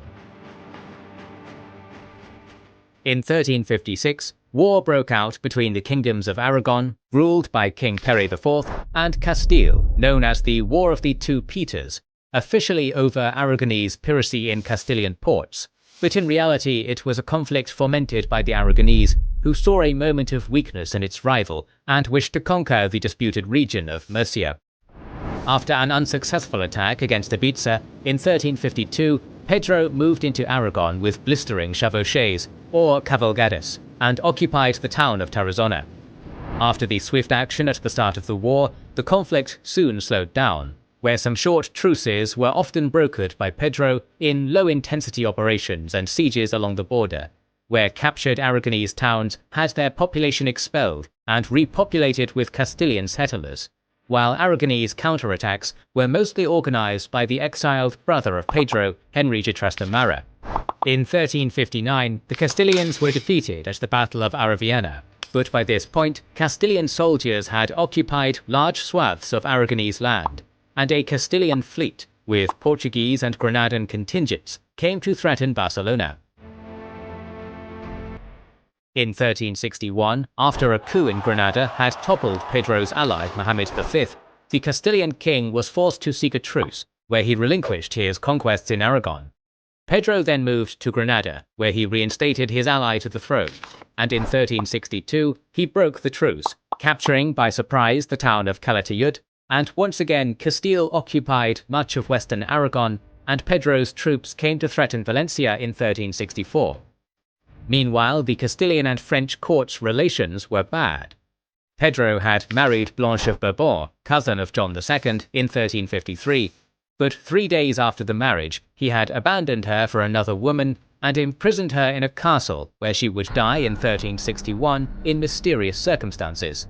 Also in 1362, Pedro and the Black Prince had signed a formal alliance. So by 1364, a plan was prepared by the French and Aragonese to move the many routiers out of southern France and to create problems for the pro-English Castilian kingdom. Henry de Trastamara would lead as the figurehead of an expedition into Iberia, with the Breton Bertrand de Guesclin being the one actually in command of the routiers that the expedition was composed of. The expedition would have papal support, using the pretext of a crusade against the Islamic remnant of Granada as the final goal. In autumn 1365, the masses of men, composed of routiers of all ethnicities and French noblemen, traversed France and entered the Kingdom of Aragon by the end of the year. They followed the course of the River Ebro, destroying the countryside in the process. In February 1366, the vanguard, commanded by the Englishman Hugh Calverley, retook the Castilian-occupied towns of Magallanes, Borja and Tarazona, and by March, the whole army traversed the southern tip of the Kingdom of Navarre and entered the Castilian town of Calahorra, where Henry was proclaimed king on the 16th of March. Pedro, who expected Navarre to close its borders and had placed his army at the approach to Soria, saw his cause collapse, and he fled south to Seville and from there to Galicia. Soon after, Henry entered Burgos and from there he crossed the kingdom, arriving at Seville, where the royal treasury had been captured and was used to pay off the many routiers among his ranks, who were dismissed except for a select few, like Du Guesclin and Calverley. The attack on the Black Prince's ally had taken the Gascon court by surprise, and no relief army had been formed in time. In August, Pedro met with Prince Edward and Charles of Navarre, where an agreement was reached. Gascony would organize an army to retake the Castilian throne, and Navarre would allow free passage. In exchange, Pedro would reimburse the cost of the whole expedition and cede the Basque provinces to his allies. In January 1367, a heterogeneous army of around 10 to 18,000 men, composed of many of the same men who had participated in de Guesclin's expedition the previous year, traversed the Pyrenees and entered Castile. Henry's position was extremely precarious, much like his rivals had been just 12 months before. He had dismissed most of the troops that had accompanied him, and his treasury was exhausted. Many towns and nobles flocked to Pedro's side as news of his arrival filtered from Gascony. The invaders' plan was to flank north around the main approach to Burgos, the old capital of Castile, to surprise the enemy. But the land was barren and hard to forage on, so once they reached Vitoria, they found their road barred by the Trasmara army. After a stalemate, at the end of March, the Black Prince moved south and encamped at the town of Logroño, while Henry shadowed them to the town of Nájera. Going against his military advisors, Henry decided he needed victory to save face and stop the hemorrhaging of support in his lines. On the 1st of April, he advanced towards his enemies and left his entrenched position behind the river Najaria to take up a new one behind the smaller stream Yalde. The following day, Pedro and the Black Prince moved out of Logroño and encamped at Navarrete. The invading army numbered around 8,000 archers and men-at-arms, formed up as follows. The vanguard was commanded by a young John of Gaunt and Sir Chandos, where 3,000 English and Gascon routiers and the majority of the archers were located. Both wings, approximately 2,000 men each, were composed on the left by the men of the Count of Foix, who was also in command with Captal de Buch, while the right was led by the Count of Armagnac and Lord of Dalbret at the head of their retinues. Finally, the main body under the Black Prince himself numbered around 3,000 and was composed of Gascon and English knights, other routiers, and companies of Navarrese and Majorcans, Pedro's loyalists, Castilian defectors, and Aragonese outcasts. The Castilian army was only around 4,500 men, of which 1,000 were French and Breton men-at-arms under Du Guesclin and other French routiers. Similarly to his opponent, the Trastamaran army had a vanguard with the French men-at-arms accompanied by the best Castilian knights who fought dismounted, and a handful of missile troops and mustered recruits. Behind it was the main body under Henry, composed of around 1,500 Iberian men-at-arms and infantry. A group of 1,000 light cavalry was placed on the left flank, while the right wing was composed of another 1,000 men from Aragon, under the Count of Denia, cousin of King Pere. On the 3rd of April, at dawn, the Black Prince marched his army out of Navarrete. Instead of taking the main road, as his opponents expected, Edward went north around a steep ridge and fell upon his unprepared enemies from a position that took them by surprise. The first to react to this was Du Guesclin, who in good order managed to reposition his men to confront the enemy. While his contingent performed the maneuver with ease, most of the Castilian infantry and part of the light cavalry began to flee. Seeing this, the Breton commander ordered them to charge out of their positions as they clashed against the English vanguard, where the fresher defenders found initial success. But soon their adversaries found their footing, and the battle devolved into a fierce melee. The Castilian left, under Don Tello, brother of Henry, tried to come to the rescue of their companions, but they were met by the arrows of the enemy right flank. The unarmoured horses were cut down by the hail of missiles, and the attack became first a retreat and then a complete rout. Henry tried the same with the remaining cavalry, first against the English left and then against the main body where their horses fell. At the same time, the wings of Edward's army fell upon the Trastamaran vanguard. Isolated, the different parts of the army were crushed, while the main Castilian body who did not participate in the battle was then attacked, routed and massacred as they attempted to flee. The defeat of Henry was total, and around half of his army was killed, while the English only suffered light casualties. Most of the French Castilian command was taken captive, who were nearly hunted for their ransom, but not Henry himself, who managed to flee to France. Following the victory, Pedro swiftly reoccupied the Kingdom of Castile, but he continuously delayed the cession of the Basque provinces and was unable to reimburse the Duke of Gascony, which crippled the Gascon finances for decades, since much of the sums for the invasion had been anticipated by Edward himself. He could do little but return home by the end of the summer. It did not take long for the French court to resupply Henry with arms, and already in September 1367 he traversed the Pyrenees with 500 men-at-arms, and on the 26th he re-entered the kingdom, where many nobles flocked to him, either previous supporters or new enemies of Pedro who had suffered his vengeful wrath. He reoccupied Castile proper and Leon, and by the end of April 1368 he had laid siege to the capital Toledo. Pedro retreated with his army to the valley of Guadalquivir, close to his allies in Granada and Portugal, where he unsuccessfully besieged the town of Córdoba, supporter of the Trastamara cause.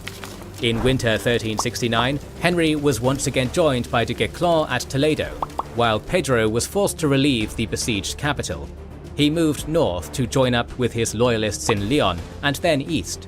He was surprised by the forces of Henry and de Guesclin near the castle of Montiel on the 14th of March 1369, where his forces were routed, and he barricaded himself in the castle with a few followers. Here he attempted to bribe de Guesclin to switch sides and join him, but instead the Breton led the king out of the castle and into his camp, where he was accompanied into a tent and met face to face with his half-brother. The two pretenders began to wrestle each other with their knives, which ended when Henry killed his brother. Henry would be crowned King of Castile. In exchange for the help received, he would support the French fleet in the Atlantic with his own, and remained loyal to the French in their cause.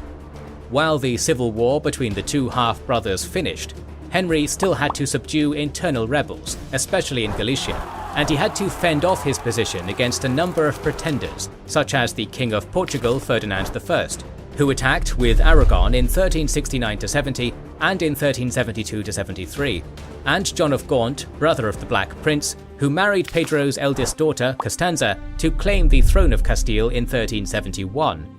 But this had the effect of strengthening the alliance between France and the Trastamares. The conflict between Castile against Portugal and Navarre continued up until 1373, while the Peace of Almazan, which ended the conflict with Aragon, was signed in 1375.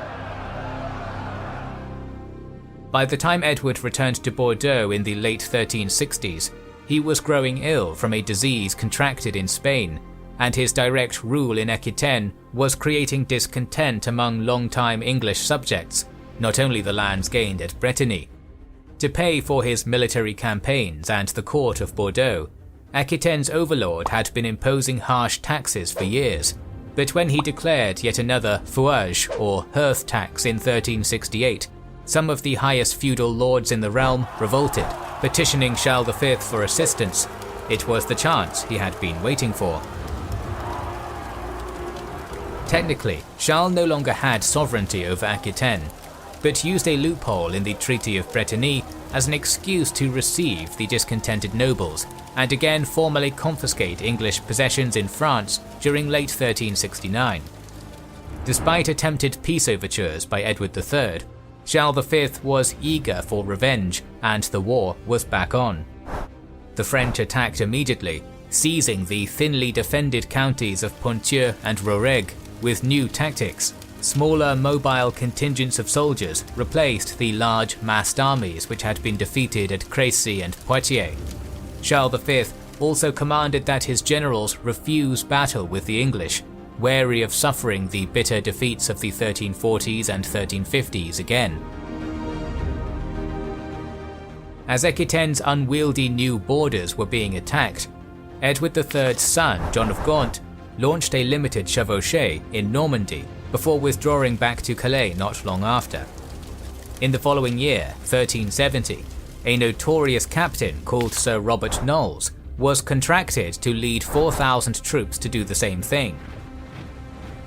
The English columns, composed of different companies of English routiers, set out on a devastating raid from Calais in August, and from there devastated northern France before approaching Paris from the southeast. Again, Charles V restrained his knights from meeting the English in open battle, and realized he needed a military leader with whom he saw eye to eye. France's Valois king made the pragmatic Breton routier captain Bertrand de Guesclin the new Constable of France. The English then split up into two columns. One began to pillage in Lower Normandy, while the others remained south of Paris until they again met up around Vendôme and Tours, where they idled, attempting to coordinate with other English routiers.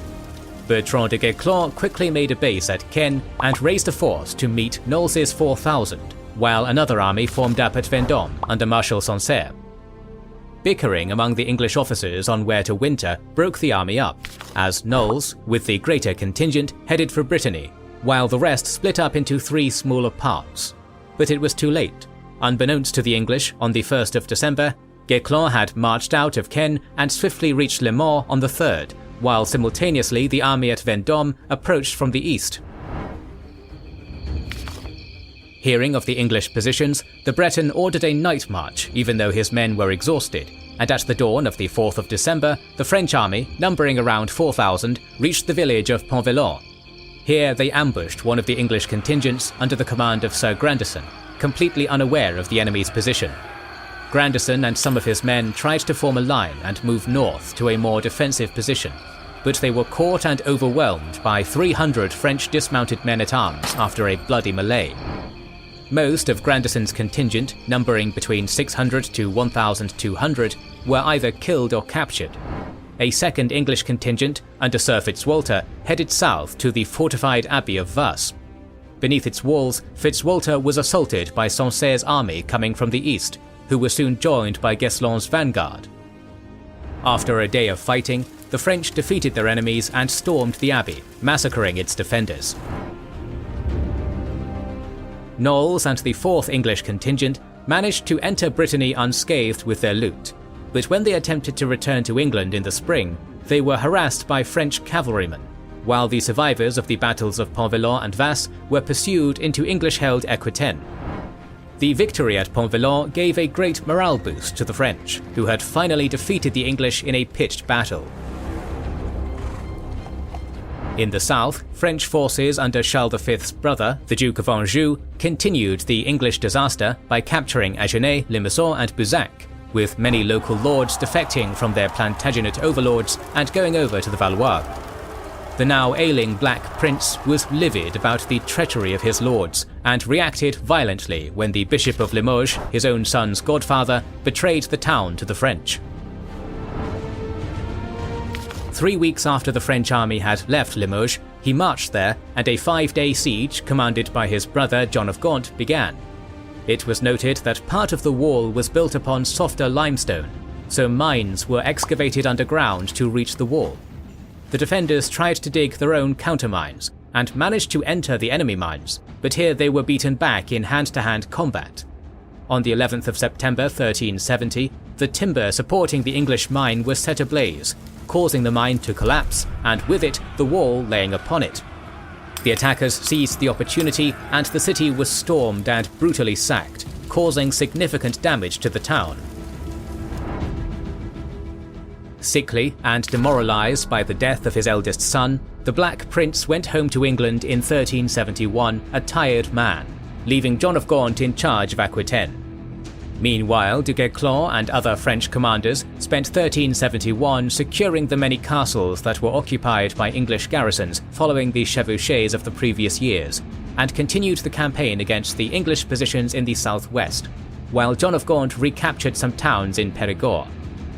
England's position in France was plagued by disastrous finances and the loss of some of their best commanders, such as the Earl of Warwick and Sir Chandos, who died, and Capital de Buch, who was captured the following year. In late 1371, Limoges submitted to Charles V, although the province remained under the control of the English routiers, while in 1372, Bertrand de Guesclin and the Duke of Berry began the recapture of Poitou. Edward III realised more help was needed, and so he sent the Earl of Pembroke to Aquitaine with 160 soldiers in 20 ships, 3 of which were larger battle-worthy vessels with archery towers on them. As Pembroke was approaching La Rochelle harbour at the height of a coastal inlet, however, he was confronted by a smaller fleet of Castilian combat galleys which were waiting for him to arrive. Castile's ships launched their attack first and came into close quarters with the outnumbering but outmatched English, inflicting a few losses among the non-combat craft. Nevertheless, Pembroke's meagre number of archers managed to do their job incredibly well, laying down a precise rain of arrows on the Iberian ships. At the same time, his spear-wielding men-at-arms managed to bravely fight off boarding attempts by the enemy until dusk, when the fleets separated.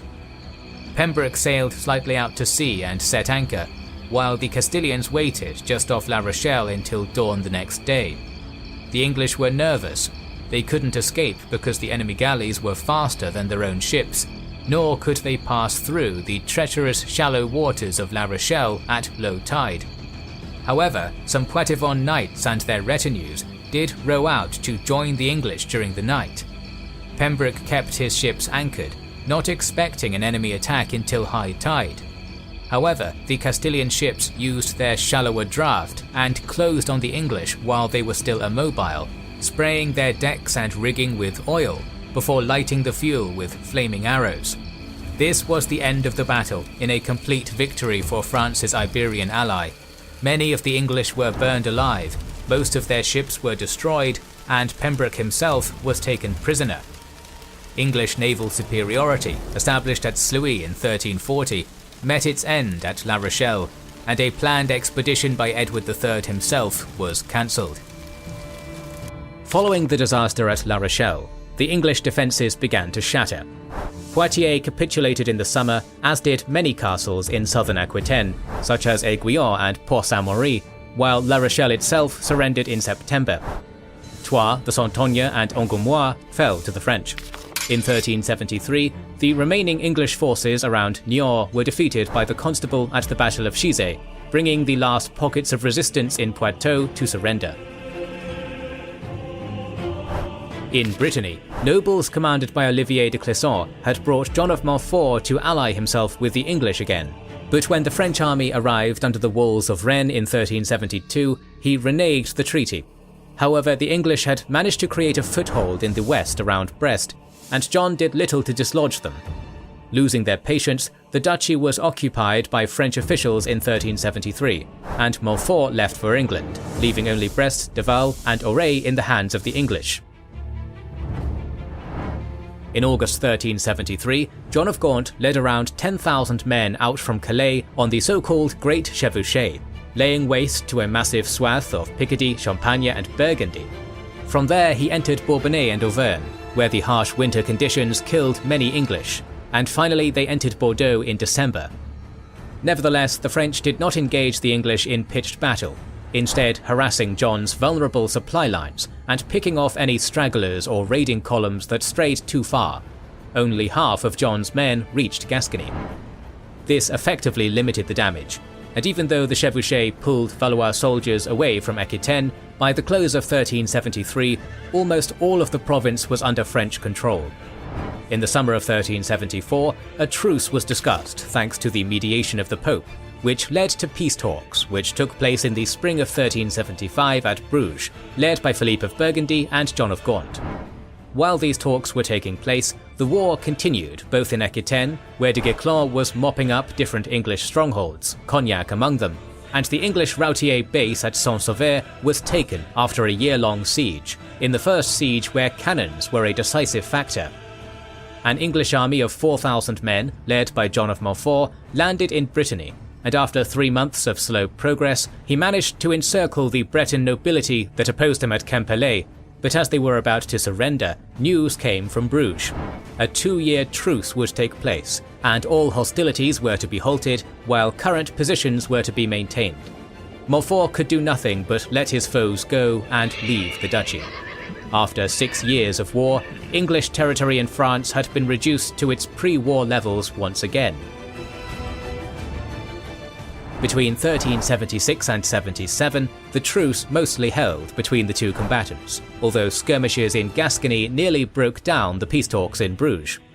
In England, the Parliament of 1376 was called, where many of the grievances that had accumulated in the previous years of war came to light, and a commission was set up to make amends and create reforms. However, the demands of the Parliament were overturned by John of Gaunt in the Parliament of the following year, becoming increasingly unpopular with the people. As the truce between the two countries was about to expire, disaster struck the English crown. In June of both 1376 and 1377, England suffered a great loss. The bedridden Black Prince, formerly the great model of medieval chivalry, succumbed first, followed the year after by his legendary father Edward III, who perished after a reign of half a century, widely viewed as a golden age for the Kingdom of England. His successor was Richard II, the second son of the Black Prince. Since he was still a minor, however, true authority would be wielded by a regency council until the king came of age. Only days after Richard II's coronation, the boy king's realm was beset by a series of lightning shipborne raids on its channel ports. From Rye in the east to Plymouth in the west, the French pirates, led by a talented knight and admiral called Jean de Vienne, used their dominance of the sea to viciously plunder and loot. Simultaneously, the Duke of Burgundy launched an unsuccessful attack against the heavily fortified town of Calais, where after taking a few castles, he was forced away by the inhospitable conditions of the marshy terrain. In Gascony, the Duke of Anjou advanced in Périgord, retook Bergerac, and successfully conquered the towns up until Saint-Macaire before the arrival of winter. The English responded by expanding their hold in Brittany and occupying Cherbourg in order to keep a series of strongpoints on the French north coast from where to launch maritime raids and other chevauchés, much like Calais had been used in the previous decades. In the same year, 1378, the Western Schism took place, splitting the union of Catholic Europe. In late 1378, the Breton Duchy was officially confiscated by Charles V, who accused John of Montfort of treason. The duchy was already for the most part controlled by French officials following their invasion in the previous years, but this political action sparked the revolt of the Great Breton nobles that had supported the French up until that point, including the Blois. They recalled John IV of Montfort from England, who in the summer of 1379 retook control of nearly all of his duchy without a fight.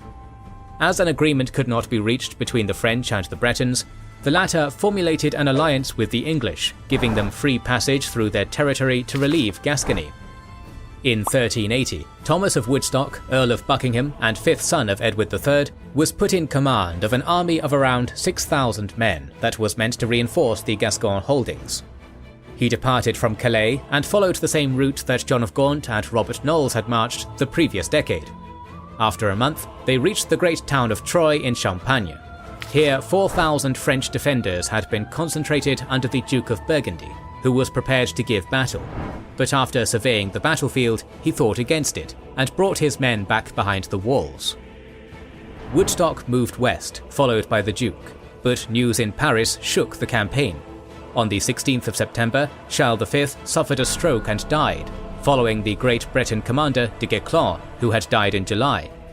The French army melted away as the succession struggle commenced in Paris, while the English arrived in Brittany without obstacles, where they besieged the French-held city of Nantes from November until January 1381 without any success.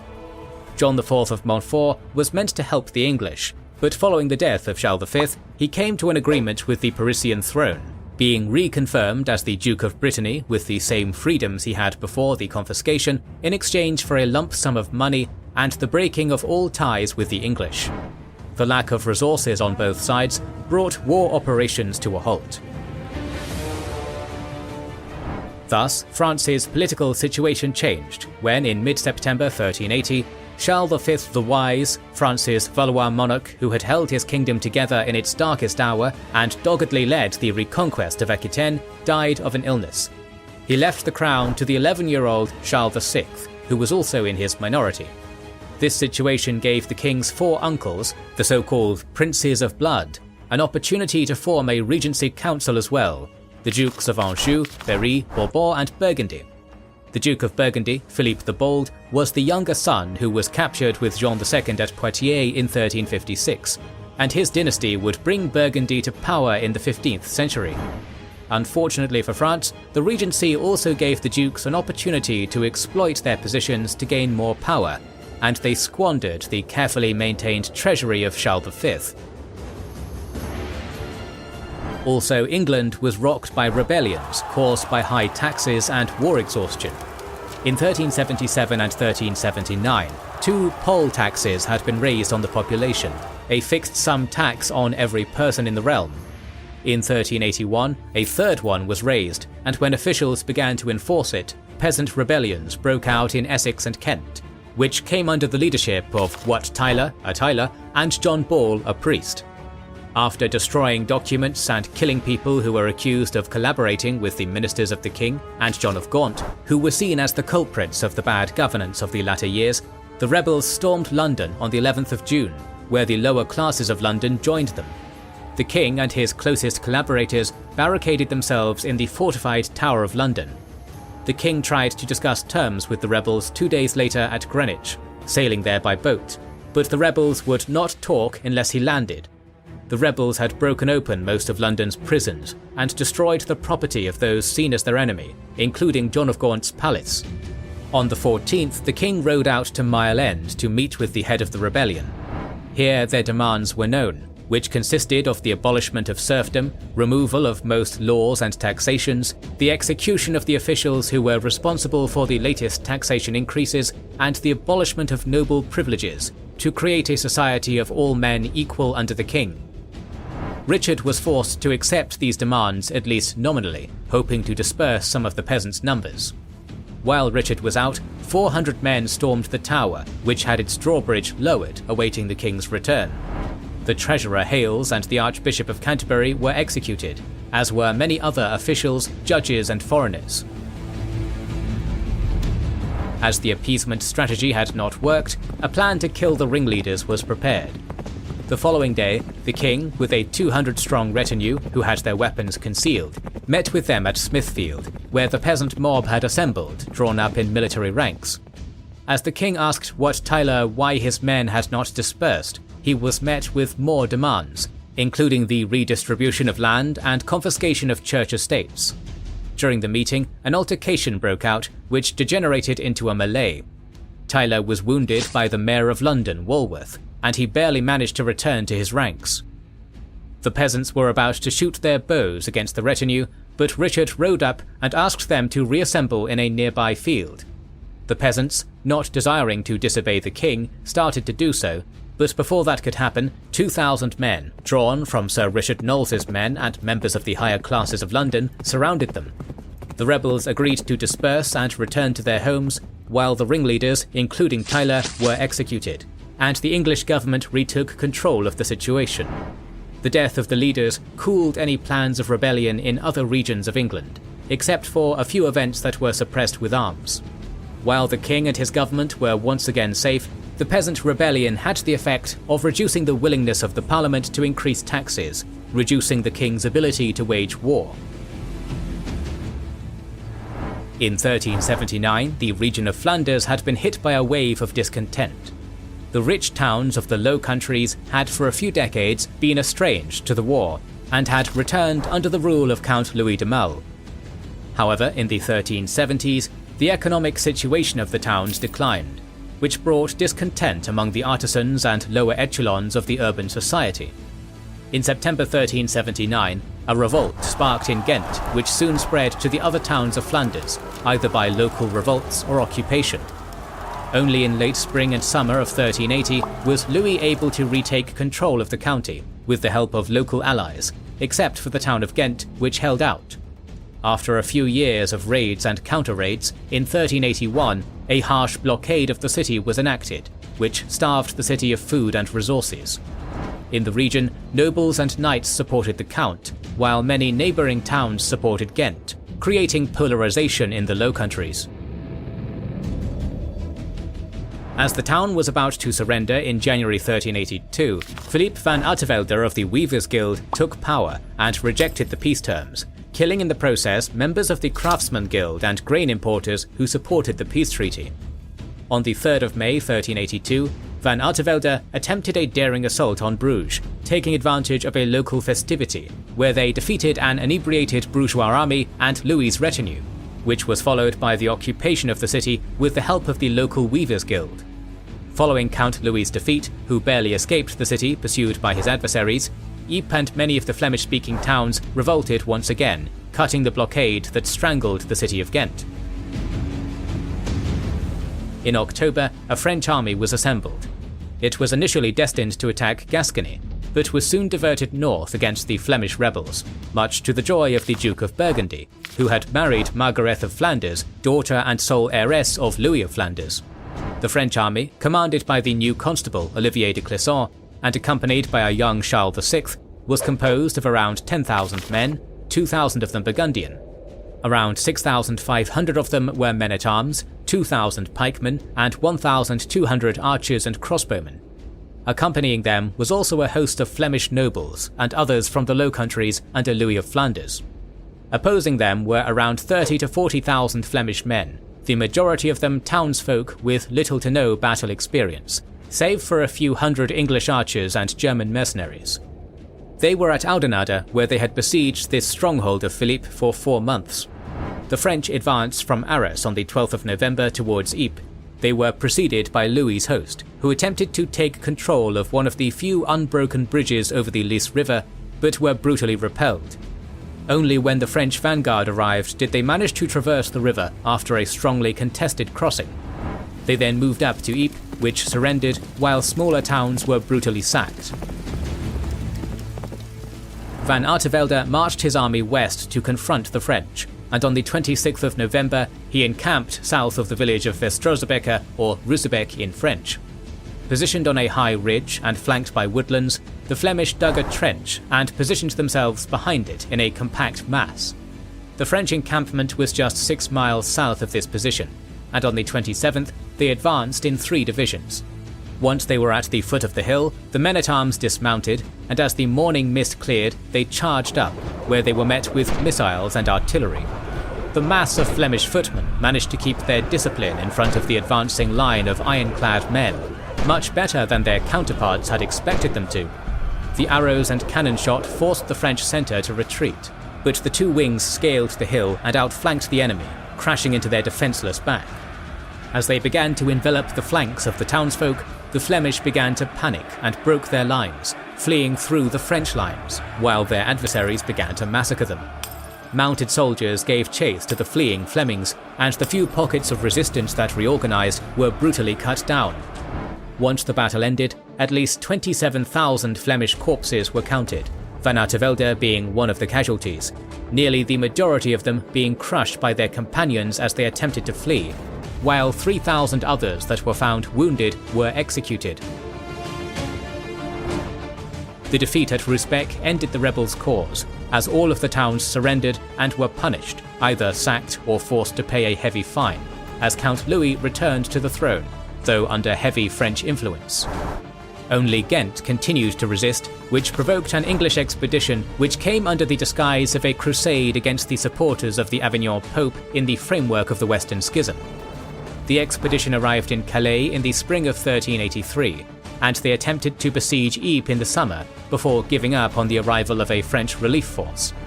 Ghent's resistance would continue for 2 more years when they would reach an agreement for an amnesty with the new Count of Flanders, the Duke of Burgundy, Philippe the Bold, who succeeded his father-in-law in 1384.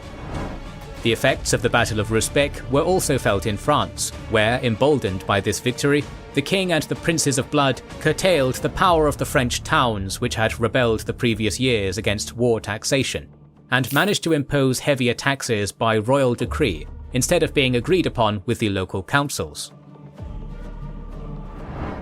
After a few years of truce, in 1385 hostilities restarted. A direct invasion of England was planned in the late spring from Scotland and the Thames River, and it was meant to depart from Sluis. The English knew this and prepared a preemptive strike against the harboured fleet, but this had little success. The French army under Admiral de Vienne arrived in Scotland, where he launched a combined assault into England. The French took the border castle of Wark by storm, while the Scotsmen watched. There were disagreements between the two factions on how to conduct the war, as the Scots were used to quick and mobile raids, in which the main prize was cattle, while the French hoped to take towns to lock down a substantial part of the English resources for the defence of the northern frontier. The disagreement provoked a split of the army, where the French continued down the Tweed River and raided the lands along the coast down until Morpeth, where they then followed their allies home at the arrival of a large English force under Richard himself, who himself did not accomplish much.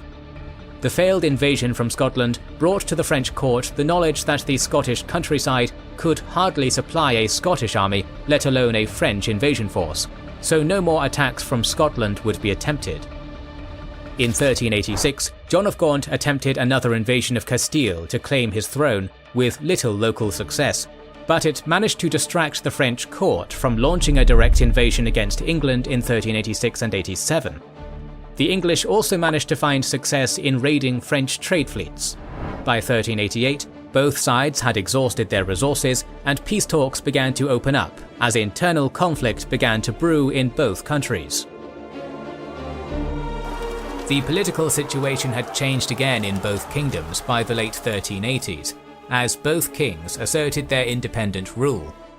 In France, Charles VI embarked on a personal rule, dismissing the Valois magnates from his council in November of 1388, and replacing them with a group of his father's old advisors, known as the Marmosets. His rule started well, and the people began to call their king the Beloved, but on the other side of the English Channel, Richard II's reign descended into a tyranny throughout the last decade of the 14th century. While the king managed to forge a 28-year truce with the French, his internal problems began to get worse. This all came to a climax when John of Gaunt's son, Henry Bolingbroke, was cast out of England for 10 years as a political threat. The former didn't react to his son's exile, but when Gaunt died in 1399, and Richard II both extended his banishment to life and confiscated his vast Duchy of Lancaster, the Rubicon had been crossed. Henry Bolingbroke returned and landed at the Humber estuary in June, and almost immediately most of Richard's nobles deserted him, unnerved by the king's actions. Richard, who had travelled to Ireland to put down a rebellion there, was deposed and died a few months later in prison, while the House of Lancaster became the Royal House of England when its usurping patriarch came to the throne as Henry IV. The reign of Lancastrian usurper King Henry IV did not begin well, and almost immediately rebellions sprang up to resist his rule, first by Owain Glyndŵr in Wales, and then 3 years later by a disaffected member of the Percy family known as Hotspur. As he was the closest to the rebels, the king's 16-year-old son, Henry of Monmouth, skillfully blocked Welsh and Percy forces from uniting with one another, and then played a decisive role in the royalist victory at Shrewsbury in 1403, charging his victorious division into Hotspur's flank and winning the battle. It was just a taste of the military prowess the young prince would display in the future. Despite the victory, further revolts broke out during the first decade of the 15th century, and Wales remained recalcitrant. Henry IV also began to suffer from numerous illnesses during the later part of his reign, which left him more and more incapable of ruling his realm. From around 1407 onwards, governance of England would increasingly fall to the heir, Henry of Monmouth, who even at this early stage was noted as a diligent administrator and capable leader. As the new royal House of Lancaster was solidifying its hold over England, their Valois rivals in France were busy destroying any unity the French kingdom might have had.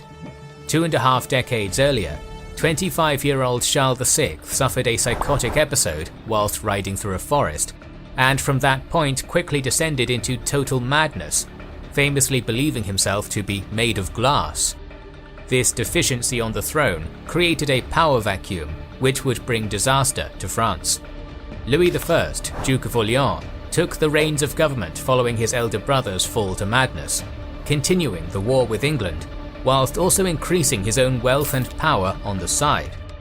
As the second son of Charles V, Orléans had the status of a Valois Prince du Sang, or Prince of the Blood, and was therefore among the highest nobility in France. The main victim of this state of affairs was the House of Valois-Burgundy, Dukes of Burgundy since the Capetian cadet house's extinction.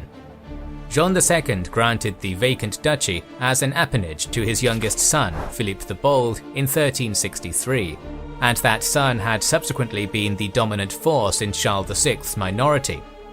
Upon Philip's death in 1404, the powerful Duchy of Burgundy, which now included wealthy Flanders and Artois in the north, passed to John the Fearless.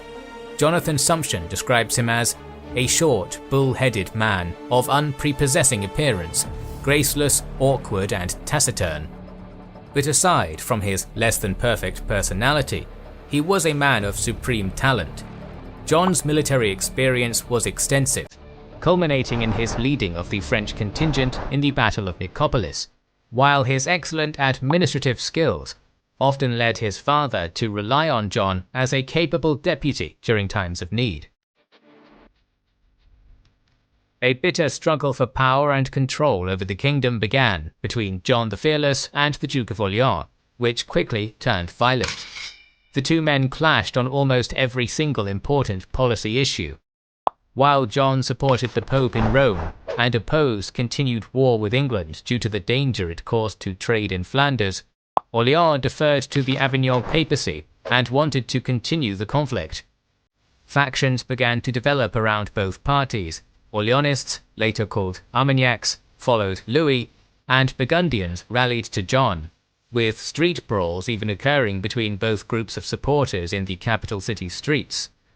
This simmering tension finally boiled over when on November 23, 1407, the Duke of Orléans was dragged from his mule and brutally bludgeoned to death on a Paris street by assassins sent by John.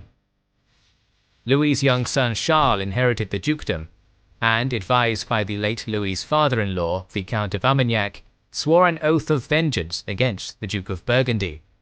This started a vicious civil war between the Armagnac and Burgundian factions, which was to last for decades. After securing power in Paris by means of a coup d'etat, John the Fearless was besieged in the city by the Armagnacs in 1411, led by the Duke of Berry, another Prince of the Blood. Seeking assistance, the Duke of Burgundy sent envoys to Henry IV in England, promising territory in Flanders and other concessions in return for aid. A few weeks later, 3,000 English troops under the Earl of Arundel ventured to France and managed to break the siege before returning home. The harsh rule of John the Fearless angered Paris's civilians, and in 1413, the Duke was forced out of the city, isolating himself in his own vast domains, while the Armagnacs secured most of the country. Unfortunately for them, time had run out. In England, Henry IV passed away of chronic illness in March of 1413, and was succeeded by his son, who was coronated as Henry V on April 9th, as a snowstorm raged outside of Westminster Abbey. The new ruler consciously transformed his behaviour upon coming to the throne. From an unruly and riotous Prince of Wales, fond of wine, women, and quarrelling with his father, now King Henry V immediately began conducting himself with gravitas and level-headedness, taking his responsibilities as a monarch seriously. He gathered worthy, incorruptible advisors around himself, kept household costs low, engaged personally in ensuring justice in his realm, and subdued lawlessness wherever and whenever he could. Yet he also delved into Christianity and became a religious zealot capable of extraordinary brutality when he thought it necessary. When Henry's heretical old friend John Oldcastle plotted to kidnap him, the king had him and all of his followers burned alive. Above all, however, was Henry V's desire to regain the rights and territories of the English royal family in France. It was clear that the new king would not maintain the truce for long.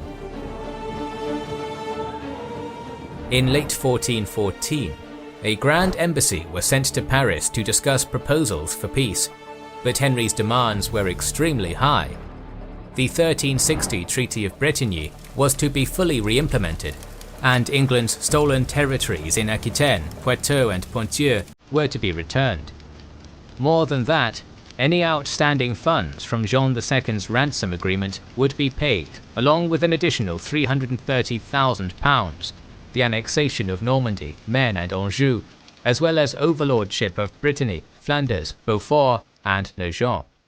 Perhaps Henry V was simply attempting to regain lost English lands in France, but such untenable terms might have been intended to be rejected. Whatever the case, the French did indeed reject them, and that made the resumption of war inevitable.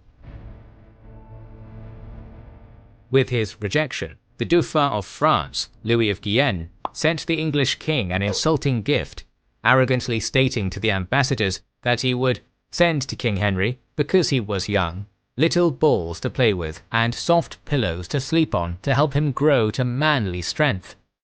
In response, Henry stated to his advisors that, if perchance they thought to lie abed with soft pillows, then I, perchance before they wish, shall arouse them from their slumbers by hammering on their doors at dawn. With that, orders were sent out to raise the largest English army since Crécy. 320 captains were contacted to muster troops in various regions around the kingdom under an indenture, a legal contract between a soldier and the man he served under. It specified the conditions and length of service, disciplinary practices, pay grades, and other matters, and was a sign that mobilizing troops in England was becoming more professionalized. Other feudal lords raised retinues from their own fiefs, and Henry himself even drew warriors from his royal lands in Cheshire, Lancashire, and South Wales. Overall, the army which gathered in Southampton was around 12,000 strong, with a large archer contingent. After dealing with a plot to depose him and executing its ringleaders, Henry V and his invasion force embarked from England on August 11, 1415, in around 700 ships. The king himself and his closest advisors sailed aboard a 500-ton flagship known as Le Trinite. The armada reached the Normandy coast 3 days later and disembarked near Chef du Caux at the mouth of the Seine River. Rather than launching a devastating chevauchée through the area as his royal predecessors had, Henry marched to the strategic port of Harfleur and set up his base at the Priory of Graville, from where he expected the small garrison to capitulate soon. The town had a ring of old walls, but its defences had been reinforced in the expectation of an English arrival with ditches and wooden barbicans, and the local commander, the Lord of Estouteville, had further preparations made by closing off the harbour with chained ships. The River Lézard had its sluices opened, flooding the plain north of the town, and giving time to Raoul de Gaucourt to reinforce the defences with 300 men-at-arms, bolstering the defenders' numbers up to 400 men-at-arms, a number of crossbowmen, and the local townfolk who joined in the defence of their homes. Henry took up position to the west of the town on the 17th of August, while he sent his brother, Duke of Clarence, Thomas, to the east, but the floodplains slowed him down, and he was in position only 2 days later, while the English navy prevented any supplies from entering the town by sea. Henry summoned Harfleur to surrender, but his demand was rejected, so the siege began. The English set up their batteries, which continuously pounded on the defences, protected by wooden shields and trenches. The defenders doggedly held on to their outer position as long as they could, and defended tenaciously the breaches created by the artillery, and during the night, the breaches were repaired as best they could. They launched sorties to keep the enemy cannons as far away from the walls as possible. English mines, deep tunnels dug underneath the defences meant to collapse the walls, were stopped by French countermines. The defenders also managed to increase the water level of the Lézard, forcing some of the English to fall back. Still, slowly on the eastern side, the attackers managed to creep up on the outer trenches, where they placed their cannons at point-blank range. By the end of August, they managed to divert the river's flow, lowering the water level and depriving the defenders of fresh water. By the start of September, most of Harfleur's outer defences were destroyed, towers and walls were damaged, and their food supplies were running out. But still the French commanders decided to hold on, and repelled English assaults on the breaches in the walls for 2 more weeks. Finally, by the 15th of September, the defenders asked for a truce, and for the city to be surrendered if a French army would not arrive to relieve them before the 23rd. As the Dauphin was still assembling it, and it wasn't ready to march, Harfleur was surrendered to the English king on the agreed date. Its 260 surviving members of the garrison and the other combatants would be kept for ransom. Still, the unexpectedly dogged resistance of the small garrison had held off the English king for 6 weeks, during which the English army was ravaged by outbreaks of malaria and dysentery, which eventually killed or debilitated almost a third of its troops. At the time he was doing so, a large French army of about 20,000 men was slowly gathering in Rouen under the Dauphin, ready to intercept the English. Henry V wasn't the only thing Charles had to worry about. John the Fearless declared himself eager to join the fight against England, but his presence was judged to be detrimental, as it would only cause divisions in the army. So the Dauphin asked the Duke of Burgundy to send 800 troops instead of coming himself. But this insulted the Duke, and he instead refused to send any assistance. Throughout the entire campaign, the nominally Armagnac French leaders would have to keep one eye on Burgundy. It had long been rumoured that he was collaborating with the English. Nevertheless, the delay at Harfleur put King Henry into a predicament. It was late in the campaigning season now, but he could not just sail back to England without achieving anything more. Nor could he risk marching towards Bordeaux as he had intended, or Paris itself. The army was too depleted, and an attack on the capital might forcibly reunite the French factions. Instead, it was decided that the army would head immediately for Calais, so that Henry might tread the same steps through his lands in Normandy and Ponthieu that his great-grandfather Edward III had. After garrisoning the newly captured Harfleur, the English army set out on its march, intending to remain on the coast all the way to Calais. The trek started well enough, and rivers near Dieppe and Eu were easily forded, but this all changed on the 13th.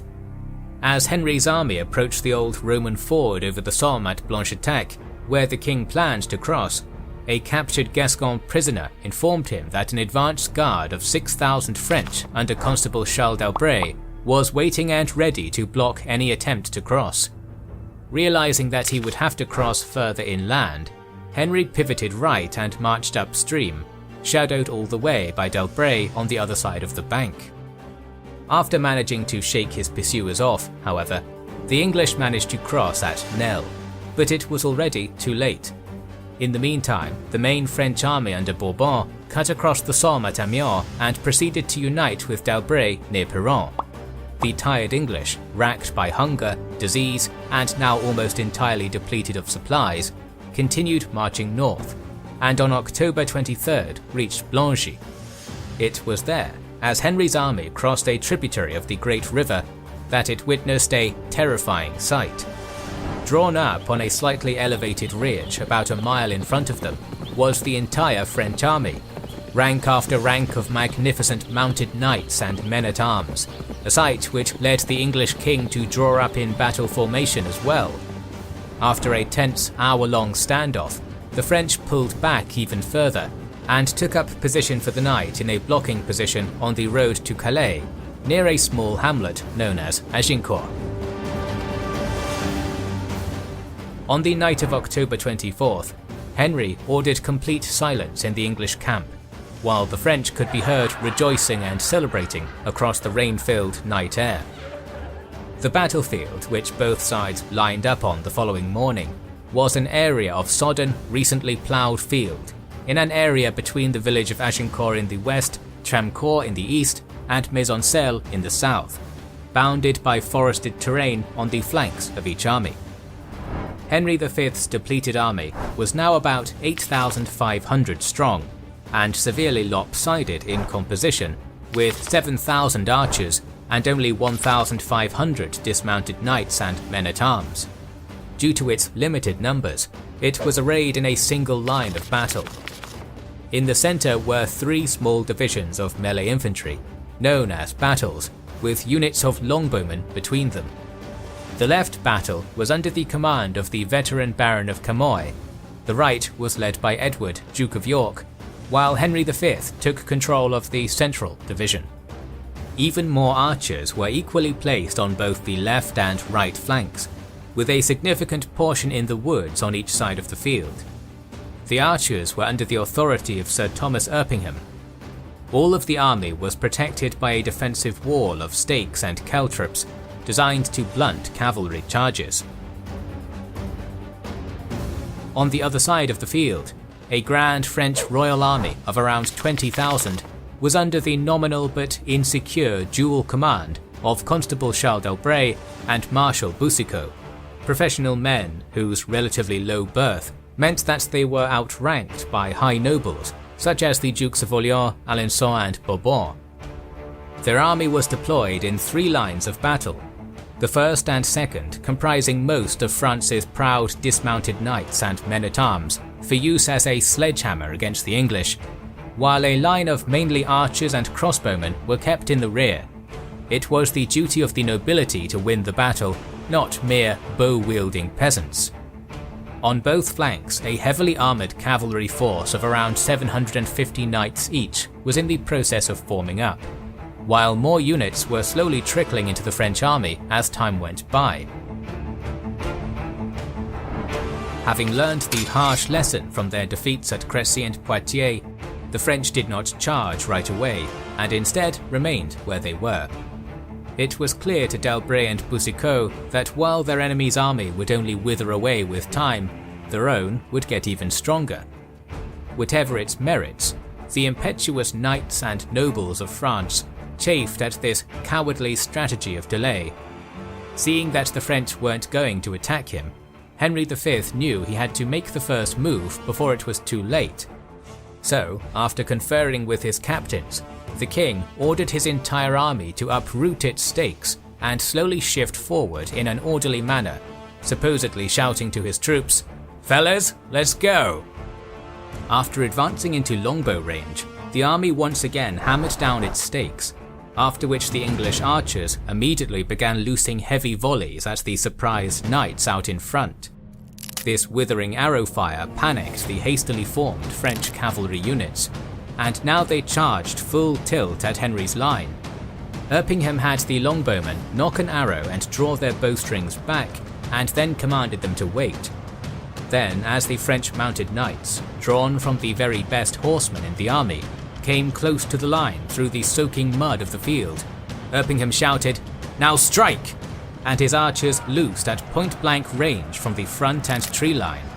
The sky darkened for a second before hundreds of knights and their horses were struck and slain by the dense volley of bodkin-tipped arrows. Those who did manage to get through were trapped on the sharp stakes or routed back to their own lines. While the massacre of the mounted charge was going on, a group of peasants and cavalry led by a few Burgundian nobles looted Henry's baggage train, stealing the king's bedding, his crates of cash, and even one of his crowns. It didn't affect the course of the battle until later. d'Albret's first line of infantry was trudging with difficulty through often knee-deep mud at the same time, made worse by the preceding cavalry charge. A combination of the bad terrain, heavy armour, and having their cohesion disrupted by their own retreating cavalry left the French vanguard sitting ducks for lethally accurate English longbowmen, who loosed volley after volley into the almost immobile mass and inflicted horrific losses. Despite the setbacks, the flower of France's military might smashed into the thin English line like a tidal wave and immediately forced it back before the equally stubborn men-at-arms under Henry halted the push. While a vicious melee began at the point of contact, the second line of infantry now pushed forwards also, but they caused a crush upon nearing the vanguard, which prevented most of the army from engaging, and most frontline troops from retreating. Though the French were suffering, Henry's melee infantry was taking a mauling. In the right division, Edward, Duke of York, was cut down in some of the fiercest fighting, while Henry V himself was almost killed and a portion of his crown cut off. When the archers on the flanks ran out of arrows, they charged in from the wings with whatever weapons they could find to assist their own warriors. Shortly after noon, the French attack collapsed, and the English took many prisoners of low and high rank, including the Dukes of Bourbon, Orléans, and Marshal Boucicaut. At that moment, someone in the English formation shouted that enemy reinforcements were incoming, perhaps having seen the looters at the camp earlier in the battle. With the amount of captives they had taken, it was plausible that a prisoner uprising, rearmed with discarded equipment, along with fresh foes, might doom Henry's army. The English king therefore ordered 200 archers to go to the camp and kill almost every single soldier the army had taken captive. With thousands dead on the field of Agincourt and even more prisoners slaughtered in the din of battle, the terrified remainder of the French forces retreated. That night, King Henry V of England made the captured Dukes of Orléans and Bourbon wait on his feasting table before reaching Calais and sailing home in mid-November. As Henry V sailed from Calais in late 1415, he left a deeply shocked France behind him. With the royal army destroyed, and much of the Armagnac faction leadership with it, the civil war appeared as though it was only going to get worse. Back in England, the jubilant king didn't bask in his success for long, and immediately began raising funds, mustering troops, and assembling a great navy for a follow-up attack on France, while at the same time depriving the divided enemy kingdom of its allies. Aiming to heal the Western Schism, Holy Roman Emperor Sigismund arrived in England in early 1416, but ended up forming an alliance with Henry at Canterbury and denouncing France instead. At sea, the king's commanders crushed the Franco-Genoese fleet in 1416 and 1417, leaving the channel open for another crossing. By the middle of that year, Henry had his army together and sailed to Normandy, this time going to conquer it entirely. On September 20th, the dominoes began to topple as Caen surrendered after a short siege. No relief was anywhere close because any royal force which might have assisted was busy facing off against the Burgundians. Next to fall was the great Norman capital at Rouen. Henry put France's second city to siege at the end of July 1418, and after a brutal siege lasting over half a year, its garrison finally surrendered. With that, almost every other castle in the duchy surrendered, and by the turn of the decade, Normandy was under English control for the first time in 2 centuries. This frighteningly quick conquest horrified both the Armagnacs and Burgundians. Despite the latter's covert talks with Henry V, they realized such a full conquest wouldn't benefit them at all.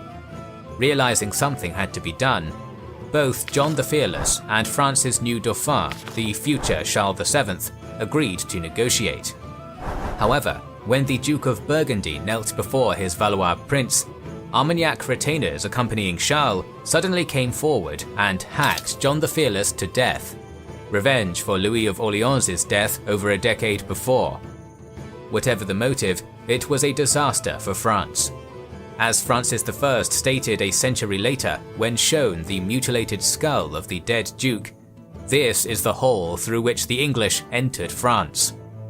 Wide swaths of the kingdom burst into uproar or panic at the Armagnac's brutal murder of John, but when the news reached his son and heir Philippe in Flanders, he is said to have thrown himself on his bed, teeth grinding in grief and rage.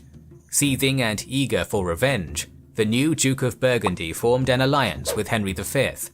The former would recognize the English king's claim to the throne of France, while the latter ensured Philippe's territories were enlarged and secure. This was the last straw. Battered by the English invasion and tired of civil war, the barely lucid Charles VI signed the Treaty of Troyes on May 21, 1420. Henry V would be heir and regent of France. He would marry the Mad King's daughter, Catherine of Valois, and their child would be king as well. After capturing a few more towns loyal to the Dauphin, Henry spent Christmas in Paris before going back to England and crowning Catherine his queen. While this was happening, Thomas, Duke of Clarence, was defeated and killed at Bourget during March 1421, a defeat which convinced Brittany to defect to the Dauphin's reduced kingdom. In October, however, Henry returned to France and took a few castles at Dreux, Vendôme and Beaugency before putting Meaux to siege. It was there that King Henry fell ill with his army, but insisted on staying with the troops, which he did until the city fell in May 1422. Though he returned to Paris, the king fell deeper into sickness and began to take measures for the succession, naming Humphrey, Duke of Gloucester, regent in England, while his brother, the Duke of Bedford, would lead in France in the name of the newborn Henry VI. England's great Lancastrian king, perhaps the greatest in the country's history, died at Vincennes on August 31st, 1422, at the age of just 35. The Mad King Charles VI finally died only 2 months later, and his son declared himself the king. Nevertheless, all of France north of the Loire came under Anglo-Burgundian rule, while his son only retained the loyalty of the south with a moving court. In 1423, the Treaty of Amiens was signed, bounding together the Duchy of Burgundy, the Duchy of Brittany, and the Kingdom of England, and recognizing King Henry VI as the King of France. It was sealed with Bedford marrying Anne, the Duke of Burgundy's sister, but the actual allegiance of Brittany would sway with the strongest party in the following years. In July 1423, as the English were fortifying their positions north of the Loire River and besieging strongholds loyal to Charles, an army loyal to the Dauphin, accompanied by a large contingent of Scots and smaller Italian and Spanish units under Sir John Stuart and Louis of Vendôme, marched through the territories of the Duke of Burgundy to relieve their allies and to threaten Paris. They were defeated at Cravant near Auxerre by an English army under Salisbury, with the help of Burgundian units. However, the French found fortune in the west, where an English raiding army was caught and destroyed at Le Brossinière by local Norman garrisons loyal to Charles. In the spring of 1424, a contingent of 6,500 Scottish soldiers under the Earl of Douglas landed in France, joining the army of the Dauphin. As the campaigning season began with the usual change of control of border forts, in August, the Dauphin's army, under the Count of Aumale, moved towards the city of Ivry to relieve it from a siege. As it became clear that they were too late, and that the English position was too strong for a direct attack, the Armagnacs deviated west and took over Verneuil, where reinforcements from Italy came. Here, the English army under Bedford joined them on the 17th of August, furious that the French had not joined in battle at Ivry as previously agreed upon. The English army numbered around 8,000 men, with a significant number of them being Norman noblemen, while the French numbers were between 14,000 to 16,000, of which 6,500 were Scottish archers and axe-wielders, 2,000 were heavily armoured Lombard knights, and some other soldiers came from Spain. On a plain a mile north of Verneuil, the English positioned themselves with a compact contingent of men-at-arms on foot, flanked by longbowmen with their sharp stakes, while around 1,000 lightly armoured men were placed in the back, with the task of guarding the baggage train and the horses, and to stop any attack from the back. The French also dismounted many of their men-at-arms, but the Lombard knights and some of the French remained saddled. To the surprise of the English, they did not position themselves on the wings, as customary, but instead formed up in front of the contingent on foot. After a short exchange of arrow fire, the Lombard mercenaries charged against the enemy. Bedford had some of his archers moved in front of his lines to counter it, but the missiles could do little against the superior Italian armour, which also covered their steeds. The knights ploughed straight through the English lines, splitting the division in two, as men were either cut down or moved away to make place for the unstoppable force. Emerging from the other side, the Milanese continued their charge against the baggage guard and chased them off the battlefield. Understanding that he had to achieve victory before the Italians returned, Bedford regrouped his foot soldiers and ordered them to advance. So did the French and Scottish contingent, but the latter proved less disciplined in their advance, and as a fierce and confusing melee began, the English and Norman men-at-arms slowly proved superior. When the lightly armoured longbowmen finally joined the fray, the French line broke, and a brutal killing field began, where many French nobles and all of their commanders perished around the ditch defending the town, as did most of the Scots, for over 7,000 dead. As the Lombards returned, expecting the French to win, they were driven away, while a few important nobles such as the Duke of Alençon were taken captive. The defeat at Verneuil was disastrous for the future Charles VII, as it has been remembered as a second Agincourt, and it forced him to rethink his plans to be crowned at Rheims, while Bedford's prestige was increased, and he had the momentum for the rest of the year. Unfortunately for the English, Gloucester's blundering meant that Bedford was forced to return to England for 2 years to put things straight, and only sailed back to France in March 1427. He and Salisbury now started planning a campaign to capture Orléans, the key to the Loire. If this great riverine linchpin was conquered, the English could easily launch further attacks to knock the Dauphin out for good. After capturing more than 40 towns and fortresses along the way, Salisbury approached Orléans in early October 1428, at the time garrisoned by 2,400 regular soldiers and a further 3,000 militia. A contingent of the English army under Suffolk captured both Jargeau and Châteauneuf to isolate the city, while Salisbury encamped opposite French defences on the southern end of Orléans' 350-metre-long bridge. He began an initial artillery bombardment on the 17th, and 4 days later ordered his men to storm the fortified gatehouse known as Les Tourelles.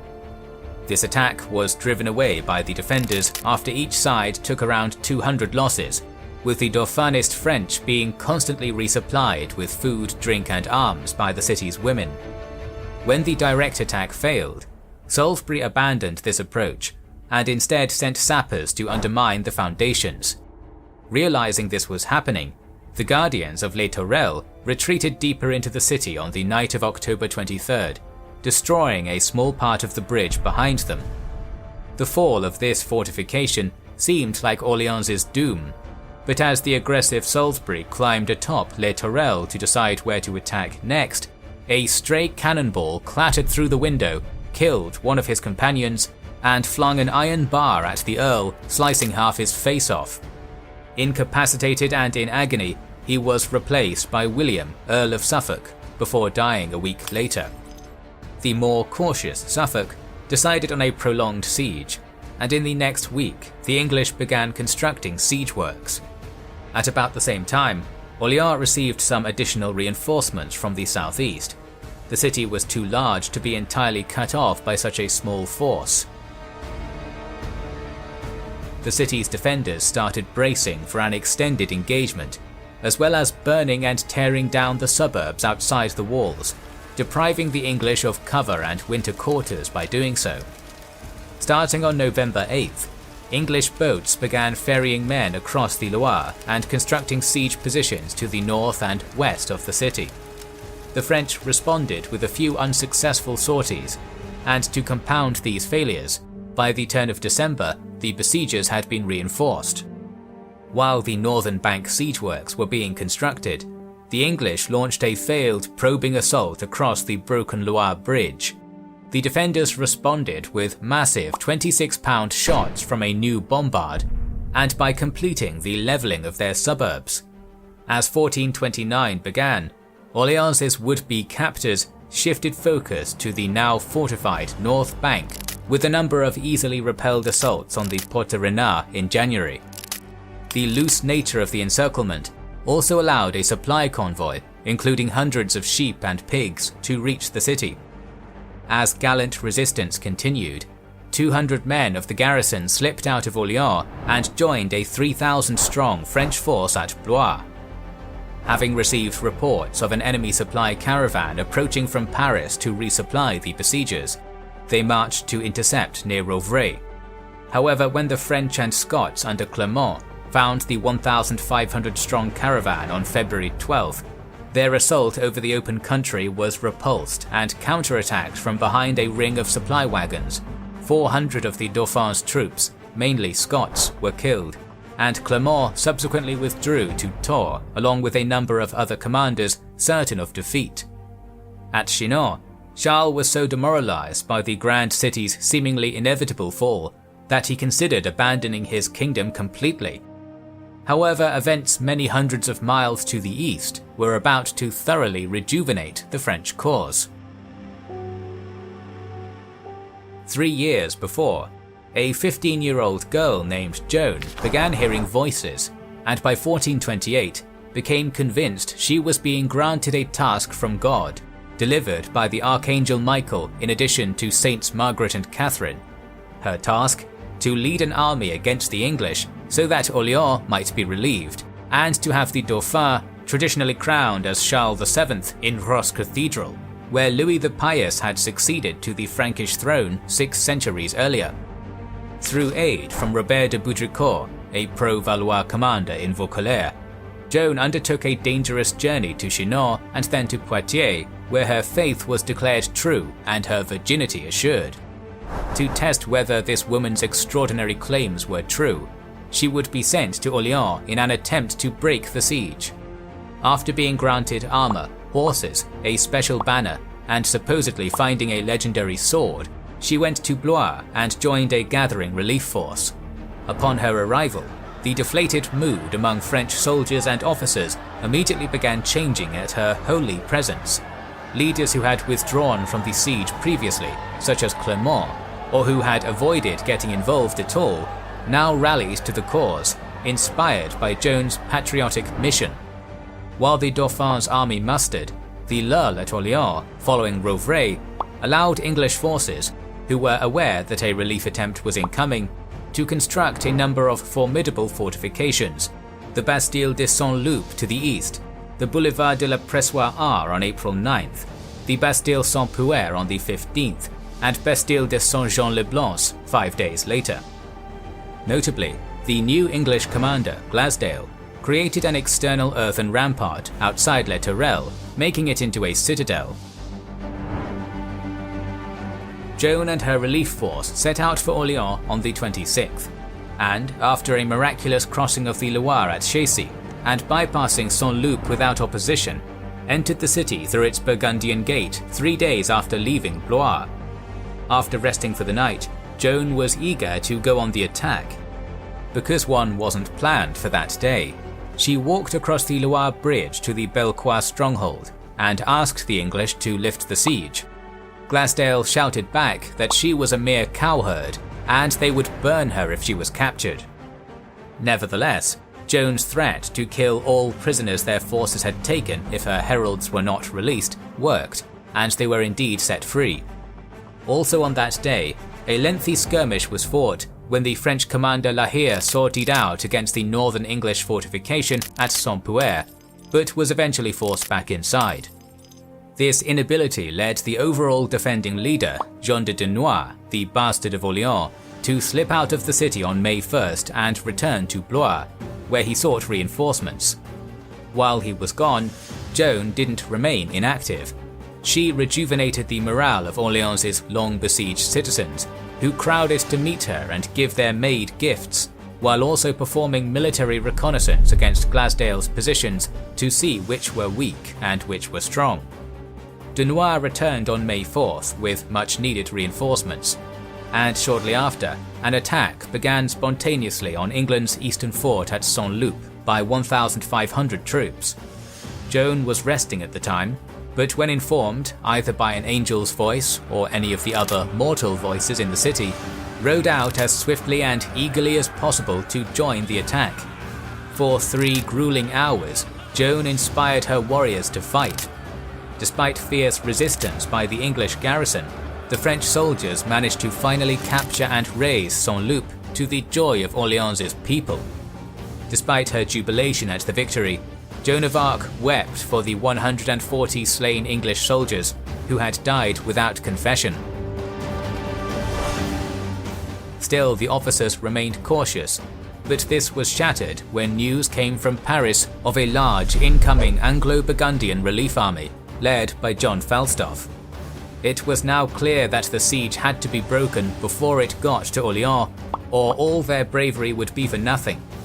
On the 5th, French forces crossed the Loire in order to attack Saint-Jean-le-Blanc, an earthen fortification protecting Les Tourelles, but when the English withdrew to the gatehouse itself, the defenders managed to occupy the outlying position.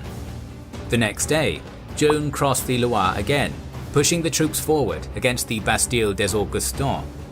After a ferocious clash in which the French had to use a cannon to take down a particularly big Englishman, they overran the fortress. Glasdale's remaining troops retreated behind the boulevard protecting Les Tourelles. With divine favour seemingly on their side and momentum at their back, the French attacked Les Tourelles' outer defences on the 7th by escalade, but were repelled at first with heavy losses. During the fighting, Joan herself was even struck between the shoulder and neck by an English arrow, but fought on nonetheless. After going off to pray in a nearby vineyard for guidance, Joan of Arc returned with her banner in hand, motivating the French to a final attack in which they managed to drive the besiegers from the fortification in front of the Les Tourelles gate. The Maid of Orléans called on Glasdale to surrender, but he refused.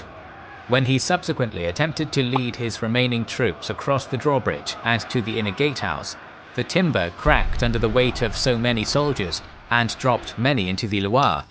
Glasdale himself, clad in heavy armour along with many of his men, drowned.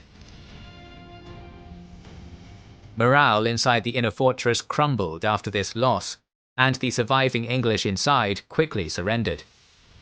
On the northern Loire bank, the remaining English troops abandoned their siege lines and formed up in two large battle formations, challenging the French to open battle. When Joan and the other commanders lined up in front of them and prepared for battle, however, the besiegers lost their nerve and turned to march away. Their army split, one group moving to garrison Jargeau, while another went to Man Mung, all the way being harried by French troops who disobeyed orders to ride them down. After 210 days, the siege of Orléans was over. The Dauphin's loyal, capable army had held firm, and Joan of Arc was enshrined forever in history as the Maid of Orléans. Joan pushed for an immediate advance to crown Charles, but the French commanders claimed that with the English still holding castles on the Loire, they weren't yet in a position to do that. So in mid-June, the army, with an enthusiastic Joan of Arc in tow, began retaking them one by one. Jargeau fell on the 12th, Beaugency on the eve of the 17th, and then finally Meung at dawn on the 18th. The remaining English forces under Talbot retreated north and united with Sir Fastolf's southward marching relief army, bringing their strength up to around 5,000. While Fastolf, commander of the united forces, preached caution, he was overpowered by his subordinates headed by Talbot, who wanted to help the strongholds on the Loire. As they were about to relieve Marge, news of the fall of Beaugency had reached them. Worried they would be trapped between the two French forces, they began to march north. The French, discovering the English army's movement, prepared a vanguard of around 1,500 men-at-arms under La Hire and Jean de Saintré and sent them north. Fastolf learned that he was hotly pursued when he was near the village of Patay on an old Roman road. He had to set his army up to confront them, most of them being longbowmen. The English positioned themselves in a defensive position on a ridge, with the baggage and artillery positioned on the flank near a forest, while 500 of their best archers were sent to an advanced position to ambush the French vanguard. Once the English ambush force was in place, a stag ran into them, which raised an alarm among the archers, giving away their positions to the nearby French scouts. Because of this, Talbot ordered them to move to another place, but before the longbows could take up position with their sharpened stakes near the hedges where the baggage train was, the French vanguard crashed upon them. The knights cut through their lightly armoured enemies before they could fire their deadly volleys. Remnants of the English vanguard fled back to the main contingent of Englishmen. Still, the French men-at-arms took advantage of their confused and unprepared enemies, and hit the main contingent on the undefended flank. destroying and slaughtering anything that was unfortunate enough to be on their path. Many of the English captains were captured, except for Sir Fastolf, who was mounted and managed to escape with around half of his force. The English suffered around 2,500 killed or captured, while the French losses were negligible. The French heavy cavalry had finally defeated the English longbowmen, which had caused so many defeats, such as Crécy and Agincourt, dispelling the myth of the invincibility of England's armies in the field for good. Such a great victory in the open field finally encouraged the Dauphin to accompany Joan of Arc and his newly enlarged 12,000-strong army in a march towards Reims. There on July 17, 1429, the long-beleaguered son of Charles the Mad was crowned as Charles VII in the city's grand cathedral as the Maid of Orleans stood at his side, holy banner in hand. This was militarily insignificant, but a propaganda triumph. The momentous coronation of Charles VII at Reims in the summer of 1429 gave England's regent in France, the popular and capable John of Bedford, time to brace Paris itself for an assault by the new king's inspired forces. When it came in late August, once again with Joan of Arc leading the charge, Bedford was prepared, and after a few skirmishes and a brief siege, the French were repelled. The momentum of Orleans had run its course, and Charles ordered his army away for winter. By this point in the war, Joan was becoming politically troublesome for the restored Valois monarchy, despite her role in boosting French morale in the dark decade of the 1420s. After continuing campaigns on her own for a few months, she was captured at Compiègne by the Burgundians and then sold to the English in November. After one of the most notorious religious trials in world history, the Maid of Orleans was burned at the stake by English soldiers in Rouen, convicted as a heretic. At the time of her death in May 1431, Joan of Arc was only 19 years old. Charles VII made no attempt to save her. On the military front, Bedford managed to stabilize the situation by re-establishing control around Paris by taking some towns and castles, including Château Gaillard and Louviers. This gave Bedford an opportunity to emulate Charles's propaganda coup of 2 years prior. On December 16th of 1431, Henry VI of England was also crowned Henry II of France. However, his Burgundian allies did not manage to make any advances, as Philip of Burgundy had to establish control over his newly inherited Duchy of Brabant.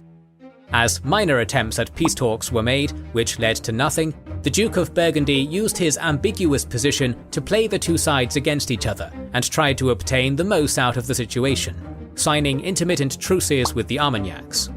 In the following years, much of the military operations were concentrated around Paris, where sieges and raids were launched against different forts.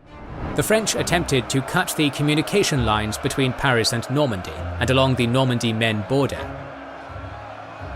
However, all things taken into account though, the war was not going well for the English, who no longer had adequate finances or manpower to defend its 350-mile-long line of contact in France, fund the modern war with gunpowder siege weapons, or maintain its many garrisons. It was only through Bedford's capability and love of him among the Anglo-French that the lands were maintained. Despite minor English success in retaking some rebellious Norman castles in 1434, the revolt continued to bleed the occupiers of much-needed resources, and their situation continued to deteriorate. Even more unfortunately for the English, their most important ally could see the way the winds were blowing. The dual monarchy suffered 2 body blows in quick succession during 1435. On September 14th, the ailing Duke of Bedford finally passed away at Rouen and was replaced by Richard of York. Worse still was the Treaty of Arras, signed on September 20th between King Charles VII and Philip of Burgundy. This finally reconciled the feuding French factions in a settlement which granted the Duchy of Burgundy even more territory in return for Philippe's formal recognition of Charles VII as the French king. This political sea change had an immediate effect. as unrest began to occur all over the English lands in France. Moreover, the armies of Charles VII defeated an English army at Gerbera, which allowed them to strengthen their control over Picardy, and managed to capture Saint-Denis in the summer of 1435 and Milan in September. Although the burial site of the French king was briefly lost between September and February, these two conquests encircled Paris, blocking the most critical supply routes to the capital, which saw its food prices soar. This caused discontent among the citizens, which ultimately led to the start of a siege on Paris, where Armagnac and Burgundian men joined forces. The Burgundian-filed Paris returned to Charles's hands on the 13th of April, with the remnant English garrisons leaving the city a few days later. At the same time, the Armagnacs made headway in northern Normandy, where the two important coastal towns of Dieppe and Harfleur were captured. They were crucial for ferrying reinforcements and supplies across the Channel, and without them, the English had a hard time launching campaigns on the continent. The Duke of Burgundy attempted to take advantage of the situation and invested the town of Calais in 1436, but the arrival of an English relief army under Beaufort lifted the siege, allowing the town to stay in English hands for another century. In 1437, Talbot attempted one of the last advances along the Seine. After having secured some parts of Upper Normandy, he recaptured the important town of Pontoise, but by this point, English military policy was to hold on to their lands in Normandy, while the French slowly took castle after castle on their border, or that which had remained under England to their backs. As Henry VI reached majority and began to govern in his own name in 1437, peace negotiations in 1439 failed, and over the next few years, England's position on the continent only got worse, and their operations in Picardy and Normandy ended in failure, save for the reconquest of Harfleur. First Meaux in 1439, and then Creil and Pontoise, the last English foothold in the French crownlands, where the powerful artillery train of Jean Bureau was put to good use, fell in 1441, as did Evreux. The year after, Gascony was attacked for the first time in decades, while Charles VI relieved the besieged Tartas and captured some towns. The English responses, an attempt to besiege Dieppe and a campaign into Anjou, did not yield results. Because a group favouring peace with France at any cost, led by the Duke of Suffolk, had great influence with the king in England, the latter led an embassy to Tours in early 1444 for a conference. France's delegates were unwilling to make any kind of compromise. The deal was in reality a desperate one for Suffolk. In return for an extendable 2-year truce, Henry VI would be betrothed to the niece of Charles VII, Margaret of Anjou, and England would cede men to France. Though the peace came as a great relief to English civilian settlers in northern France, who were on the receiving end of increasing French attacks, it was generally received with fury in England, and served as one of the factors which made the Wars of the Roses inevitable a decade or so later. As Henry's realm started falling apart, Charles made good use of the truce to embark on a series of military and monetary reforms which would forever change the feudal France which he had fought so hard to inherit. The taille, a direct land tax which had only been occasional until this point, became permanent and funded the king's changes. Feudal French armies had been hired by contract for centuries and usually went home at the end of the year. Starting in 1444, however, only the poorer quality units were discharged, while the better contingents were retained as the core of a new standing army. On January 5, 1445, the French royal government officially announced the formation of Compagnies d'Ordonnance, regular units of troops supplemented by bringing the highest quality bands of routiers and écorcheurs, many of whom were dismissed mercenaries, to the king's service. To ensure their continued loyalty, discipline, and relatively high moral standards, these new professional soldiers were paid monthly with the new revenues. Recruitment of former freelance soldiers cut down the amount of banditry in the kingdom, while also making use of an untapped reserve of experienced manpower. Other less reputable écorcheurs were viewed as an impediment to peace, little better than the outlaws which had tormented France for decades. Another vital part of Charles' modernization of the French army was his integration of modern gunpowder artillery, which emerged in European armies during the early 15th century. Particularly revolutionary was the development of so-called crumbled gunpowder, which didn't disintegrate into its separate components when moved, and was therefore far more reliable and far more effective. Other technological advances, including multiple powder chambers on breech-loading cannons, meant that newer cannons could have a surprisingly high rate of fire. Enter the brothers Jean and Gaspard Bureau, sons of a merchant in the service of Charles VII. After being appointed to the task, the duo regularized the haphazard and sporadic variety of cannons currently used by inexperienced French forces. Proper usage for each type of gun was specified, and a greater level of training and professionalism was instilled into a previously relatively neglected arm of the military. In addition, the brothers used France's new fiscal strength to purchase standardized, higher quality bronze gun barrels. Larger bombards were retained for heavier siege duties, such as battering down castle walls, while smaller caliber guns, such as the culverin, would be used against infantry targets. In Normandy, and the formerly relinquished County of Maine, it was becoming clear that the Duke of York and his military forces in France weren't going to dance with the conciliatory tune of Henry VI's advisors. To them, it was inevitable that more territory would fall if the French weren't resisted now, and so the garrisons of Maine refused to leave their fortresses, such as the capital at Le Mans.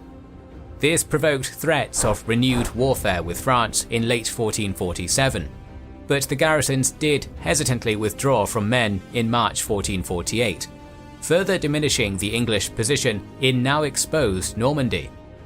Soon after, York was sent to govern Ireland as a means of getting him out of the way, and was replaced in France by his great rival Edmund Beaufort, Duke of Somerset. The tension in Normandy finally came to a climax when the captain of Verneuil, François de Surienne, attacked a Breton fortress at Fougères with Suffolk's backing in March 1449.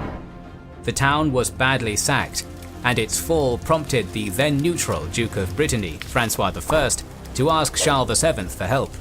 Somerset refused to apologize for his subordinate's act, and the French retaliated by quickly seizing castles at Pont-de-l'Arche, Géberat, and Conches by late May. France offered to exchange Fougères for these towns, but was refused. This made the resumption of war inevitable, and it was finally declared at the end of July.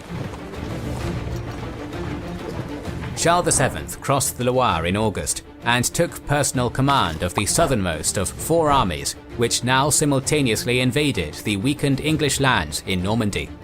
It was a total walkover. On the 8th, French forces took Pont-Audemer, and Somerset's other castles began to fall with alarming frequency, their garrisons having been consistently reduced over the decades. A few weeks later, on the 26th, the inhabitants of Mantes rose up against the English, seized control of a gate, and forced the garrison to surrender to Charles' troops. In September, Breton forces completed their conquest of the Cotentin Peninsula south of the Grand Vai and handed it over to French royal officials, while at the same time the Duke of Alençon took back the city which bore his name, which had been beyond the man's control for decades. On October 16th, the king's personal force, led by Dunois, besieged the glorious Anglo-Norman capital at Rouen. Knowing no relief was coming, Somerset surrendered the city in less than a week, and was allowed to march out with his garrison to English-held Caen. So driven were the French to complete the reconquest that their operations continued into winter, and they eventually managed to recapture the crucial channel ports at Harfleur and Honfleur. By the time Charles's offensive halted, England only retained a small area of central western Normandy around Caen and Bayeux, in addition to the Cotentin Peninsula's northern segment, with Cherbourg as its most important city. In England, two of the most powerful figures in the kingdom, Queen Margaret and Suffolk, raised a formidable army of 4,500 men, and the ships with which to transport them to Normandy. Sir Thomas Kiriel was put in command of the force. He was a veteran of the war in France and a Knight of the Garter who came from a family of middle-ranking knights, which for centuries had served the kings of England as sheriffs and in other similar roles. However, the expedition was delayed because of a lack of ships and the onset of winter. Worse still, when the army learned that their second installment of pay was to be postponed, they mutinied and killed one of the king's officials. Suffolk was widely regarded as the cause of the unrest through maladministration, and when he attempted to flee across the Channel to escape his enemies, he was assassinated in May of 1450. Despite a false start to the campaign, Kirill and his soldiers sailed from Portsmouth as soon as the weather in 1450 permitted, landing at Cherbourg on March 15th. These reinforcements instantly boosted the faltering morale of the English in Normandy, and led to Kirill's army receiving a further 1,800 reinforcements from the large nearby garrisons. France's garrison at Valognes realized that it was in danger and requested support from the south, but Kirill pounced too quickly, besieging the castle for 3 weeks before it finally surrendered on April 10th. The squire in charge of the fortification, Abel Rouault, was permitted to depart with his garrison, supplies, horses and possessions in return for the capitulation. After learning of the new English invasion, Charles VII sent some of his best units and most capable lieutenants to inform and reinforce his commander in the area, Jean de Clermont. Having missed the opportunity to save Valognes, he established himself at Carentan on the main road that Kirill would most likely use to move south. There, Clermont sent word to the Breton Constable of France, Arthur de Richemont, asking him to move his forces to Saint-Lô in case Kirill marched that way. Meanwhile, the English moved slowly south, absorbing manpower, artillery and other siege weapons along the way. French scouts informed their commander that rather than passing by his location, Kirill and the English army were instead executing a potentially dangerous but incredibly well-executed march through the low-lying tidal marshlands near the Grand Ve, which they accomplished on April 14th with only minor resistance. Local farmers and other peasants were supplemented by a company of men-at-arms, but were easily brushed aside. Matthew Goff, one of the English captains, supposedly shouted at them, "Mad dogs, we crossed despite you." After successfully getting past the harsh terrain, Kirill's army set up camp for the night at a village known as Formigny, while Goff was sent ahead to Bayeux in order to get reinforcements. Clermont moved to close the distance with the English at dawn on the 15th, and sent another message to de Richemont asking to be reinforced. After receiving the call for aid, he too set out for Formigny early on the 15th, but wouldn't reach the field before the fighting began.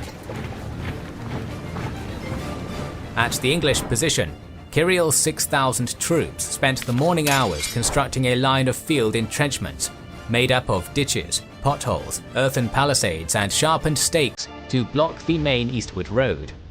Accompanying this was a smaller series of fortifications to the east of Formigny, where they had made the village a makeshift fortress.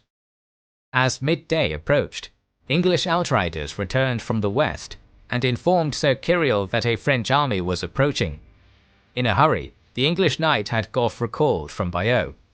Realizing he was about to be engaged, Kirill drew up his archer-heavy forces in battle array.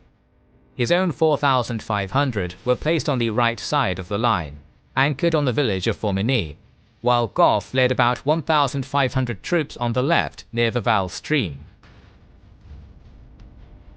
Clermont's 3,000-strong army of men-at-arms, mounted crossbowmen, and some artillerists began to enter the area shortly after noon, led by an elite Scottish vanguard company. When his forces approached the Val, they wisely halted about 600 meters away from their enemy, well out of longbow range. At a safe distance, the French forces formed up west of a bridge between them and the English, and for 3 hours Clermont's men remained where they were, while the general conferred with his advisors. The older captains cautioned restraint, while their younger counterparts urged an immediate attack before the English defences grew any stronger. Clermont, who would later be known as the Scourge of the English, opened the battle by sending forward 2 light culverins protected by a few hundred crossbowmen and men-at-arms. When the cannons opened fire, stationary English troops suffered heavy casualties from the unexpected artillery fire. Matthew Gough reacted first, sending 500 archers across the bridge to attack the small artillery position. They drove away the French gunners, captured the culverins, and killed those protecting them. Panicked by the setback, Clermont ordered a group of local peasants to scour the countryside south of the battlefield in order to find de Richemont. He needed reinforcements as soon as possible. At the same time, the French commander sent a larger unit of men-at-arms under Pierre de Breze to reinforce their beleaguered comrades and engage the enemy troops. Though this fierce melee started well for the French under Clermont, Kyrill sent more reinforcements to bolster Gough's soldiers, and it began to tilt in favour of the numerically superior English. Official reports to the French king, written only days after the battle, later state that if Kyrill's army had launched a full-scale attack at this point, Clermont would have been defeated. That attack never came. As the clash went on in the centre, a small army of around 1,000 men emerged onto the plateau south of the battlefield. The English were jubilant, celebrating that reinforcements had arrived to finish the French off from the flank. However, as this third force got closer, the sight of French and Breton banners made both sides realize what was happening. Arthur de Richemont's army had arrived, and Kyrill was now the one in danger of being hit from the rear. De Richemont rode quickly with his advance guard to confer with Clermont, while the main Breton force remained on the English side of the Val. This was tactically problematic for Kyrill's army, but it is likely that his numbers still considerably outstripped those of either French commander. In response, Sir Kyrill had Gough's smaller contingent on the left start to redeploy, pivoting to face de Richemont's army to the south. However, the elite Breton advance guard used the opportunity to fight their way across the bridge, slaying 60 of their English enemy whilst doing so, and disrupting Gough's redeployment effort. With disarray now the order of the day amongst his enemy's troops, the Breton constable returned to his main army and advanced northeast towards the English rear, while at the same time Clermont assaulted their front. Also at the same time, Pierre de Breze had mounted a few hundred men and rode around the field, seizing control of the eastern fortifications and preventing any substantial retreat. Kyrill did his best to rally the now disorganized and demoralized English in the village, but Breze charged them from behind, while both main armies attacked from different angles. To make this worse, the town peasants rose up and joined in the developing slaughter. The main English army was totally destroyed. Only Gough and Robert Vere survived to lead their surviving soldiers back to Bayeux and Caen respectively. One group of 500 longbowmen withdrew to a garden next to the Val and were on their knees begging for mercy. Nevertheless, Clermont's troops slew them anyway. The English commander Sir Thomas Kyrill was taken prisoner, along with about 1,200 others, while around 3,800 of the knight's men perished at Formigny. This defeat finally broke the back of England's military hopes in Normandy. Most garrisons had contributed forces to Kyrill's army, and his defeat now denuded them of defenders. Just over 2 months after the triumph of France's armies at Formigny, it had also seized Vire, Avranches and Bayeux on May 16th. In June, Caen was besieged and taken a few weeks later. Charles VII rode north and ceremonially entered the city on June 6th. With only little resistance, the Cotentin Peninsula city of Cherbourg finally went down on August 22nd, 1450. All of Normandy was now under French control for the first time in almost 3 decades. The Duke of Somerset's complete loss of northern France in such a blitzkrieg-like manner sent yet another political shockwave throughout England and pushed the kingdom closer to civil war. The Duke was briefly imprisoned in the Tower, and this internal strife only distracted the government from dealing with new problems on the continent. France was able to turn its efforts fully south towards Gascony with the victory. Back in 1449, local forces subordinate to Charles had already captured Cognac, Saint-Maigret, and Moulins. Meanwhile, the Count of Foix, a powerful magnate in the south of France, allied with the Ascendant King in the same year and put his considerable military force to good use, capturing Guiche and 15 other castles.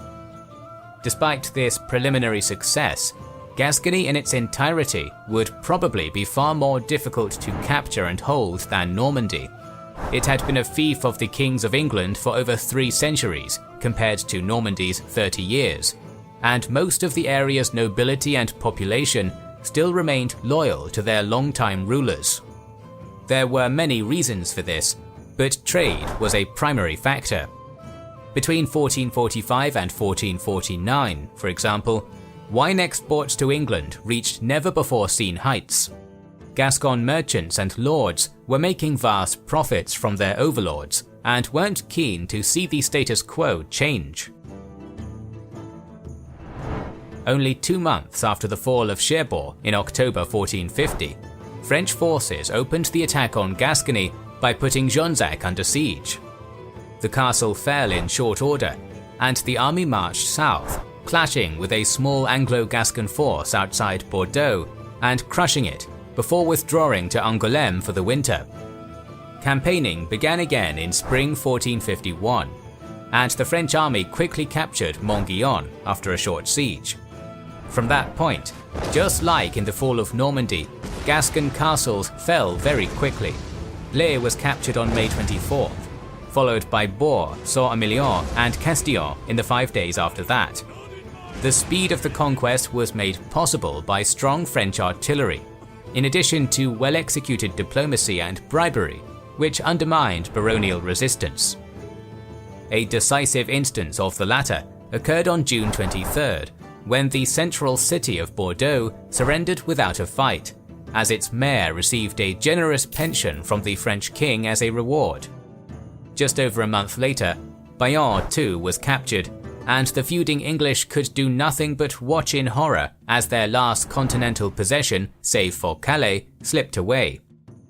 Unfortunately for the French, they hadn't learned from the Black Prince's mistake after the Treaty of Bretigny, and started levying heavy taxation on the newly acquired Gascon territory in order to pay for its defense. Not surprisingly, this, along with the rapaciousness of French soldiers, meant that resentment immediately began to build. At the same time, the Kingdom of England was not prepared to let Gascony go without a fight, but military preparations were slow, impeded by a deteriorating political situation that seemed to reach its climax in early 1452. Richard of York owned vast estates on the Welsh borders, and it was there, while he was in Ireland, that the tenants rose up in revolt against Henry VI in February. The rebels persuaded their lord to return from his quasi-exile and put an end to the Queen's regime. An army quickly gathered around York when he crossed back into England, and he began moving towards London. The Lancastrians mustered a force of their own and faced off against York at Dartford. Rather than attacking, the Duke of York presented Henry with a list of grievances and demands, which included the arrest of Edmund Beaufort, the Duke of Somerset, and York's bitter rival, who was accused of badly mismanaging the defence of France in previous years. The weak monarch initially agreed to the demands, but the power behind his throne, Margaret of Anjou, intervened and eventually forced York to back down and reaffirm his loyalty to the crown. Somerset was left in charge of the government. While this was going on, indentures had managed to raise an army of some 3,000 troops under the command of a 65-year-old John Talbot, the Earl of Shrewsbury. Setting the stage for his attack was the situation in Gascony. Unrest had turned to subterfuge, and envoys reached London in 1452, inviting the English back and offering to provide assistance if they returned. After English ships swept their French counterparts off the seas, Talbot audaciously sailed the long distance to Gascony and disembarked on the Medoc Peninsula on October 17th. Less than a week later, the pre-planned anti-French uprising in Bordeaux led to the city's capitulation. Most other castles in western Gascony fell by the end of the year, save a few holdouts. It was obvious that Talbot's bold attack had taken Charles VII totally by surprise, as his forces had been shifted to Normandy in order to counter a possible invasion there.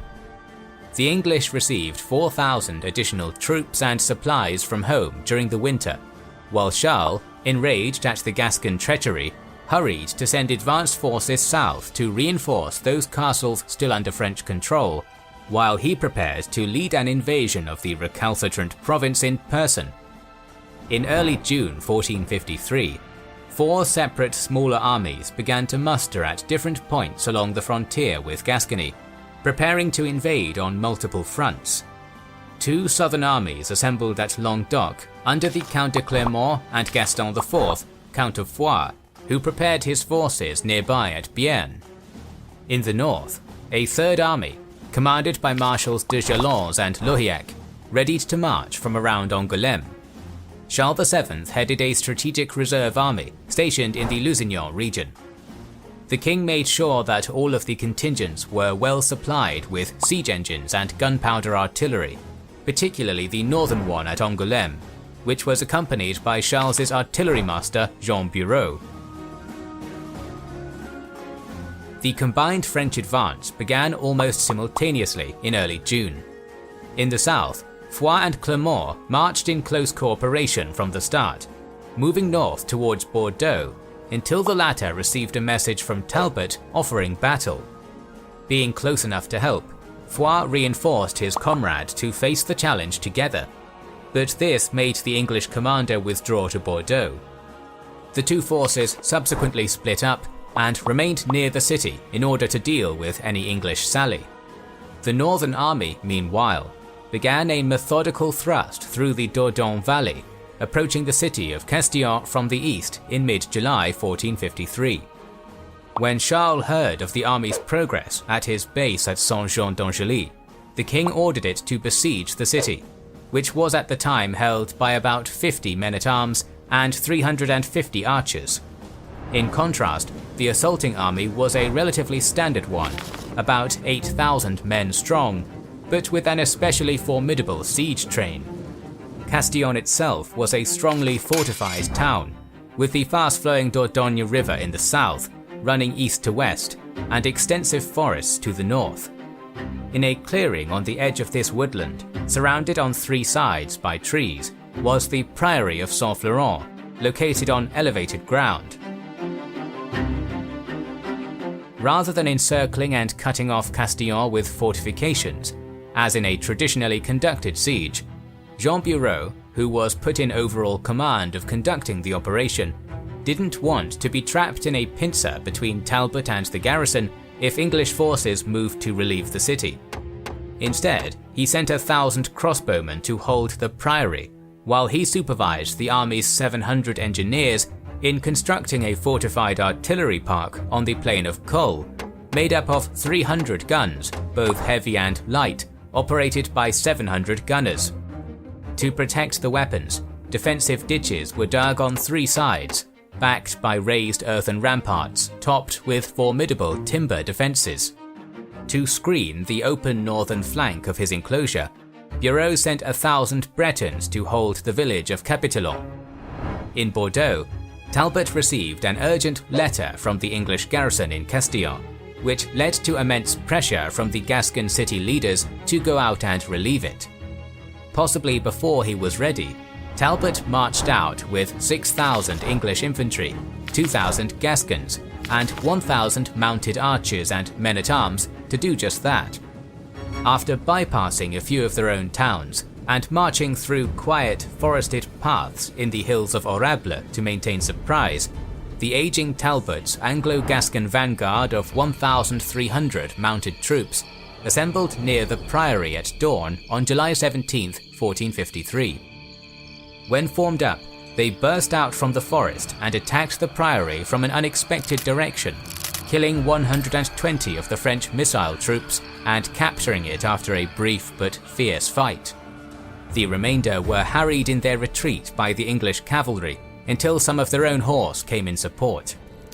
With that, Talbot's forces were pushed back, but managed to get valuable information about Bureau's artillery enclosure, which was reported to the commander, whose main force had just reached the priory, its morale high from the vanguard's initial easy victory. Talbot initially decided not to follow up his attack immediately, believing that his troops needed to rest after the long march and initial skirmish.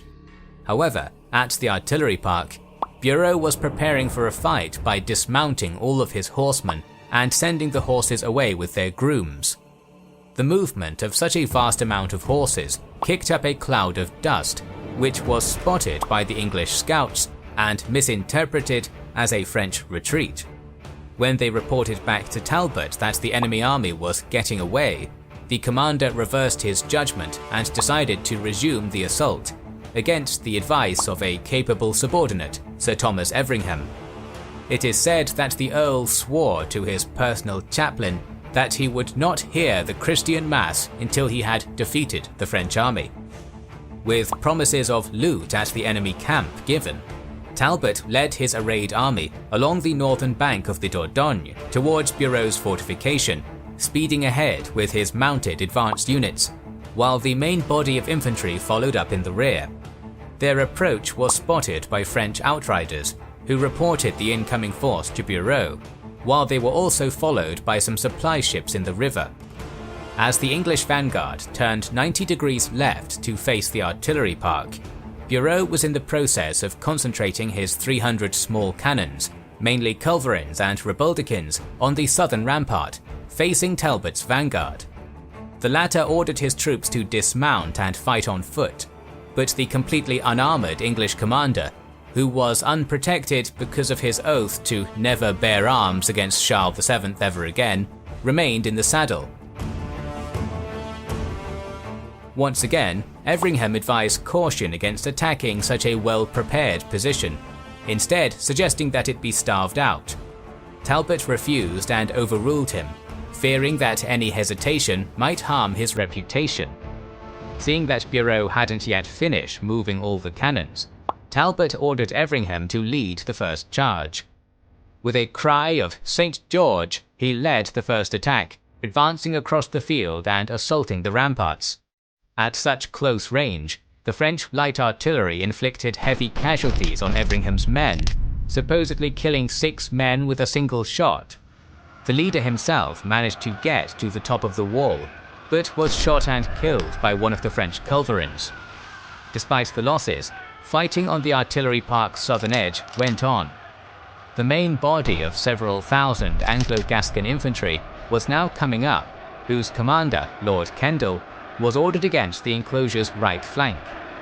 Because the troops were coming in unit by unit, the attack commenced piecemeal, with contingents being fed into the fight as they arrived. Now reinforced by the infantry, Talbot's vanguard troops received a morale boost and attacked with renewed ferocity, inflicting casualties of their own, but suffering badly from the French culverin fire. Though Talbot's numbers were larger than Bureau's, the latter's strong fortification stalled the English attacks. After an hour of grinding and inconclusive combat on the ramparts, however, French forces were thinning, and those who remained tiring. But at that moment, the 1,000 Bretons marched onto the battlefield from the northern hills, having received a message from Bureau earlier in the day. While their footmen streamed into the fortified artillery park and reinforced the beleaguered defenders, the Breton cavalry swept around the eastern trenches and crashed into Talbot's exposed right wing. Wreathed in smoke and noise given off by the French gunpowder weapons, the English were taken totally by surprise. The aged Earl turned to meet the assault, but was wounded in the arm by a projectile. That wasn't the end of it. Seeing the English struck in the flank, French forces inside the fortification launched a counterattack from the front, some of them even remounting to do so. What happened next is unclear and varies in the sources, but it seems like Talbot's lines began to break, routing towards the Dordogne. While this happened, the commander himself rallied a small contingent alongside his son and acted as a rearguard so his army could get away. However, a cannon shot the Earl's horse out from under him and trapped its rider under it.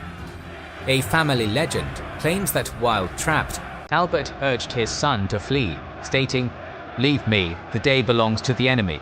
There is no disgrace in flight. This is your first battle." In what was perhaps the last gasp of chivalry the medieval age had to offer, the son refused and was killed alongside his father, who died from an axe to the skull.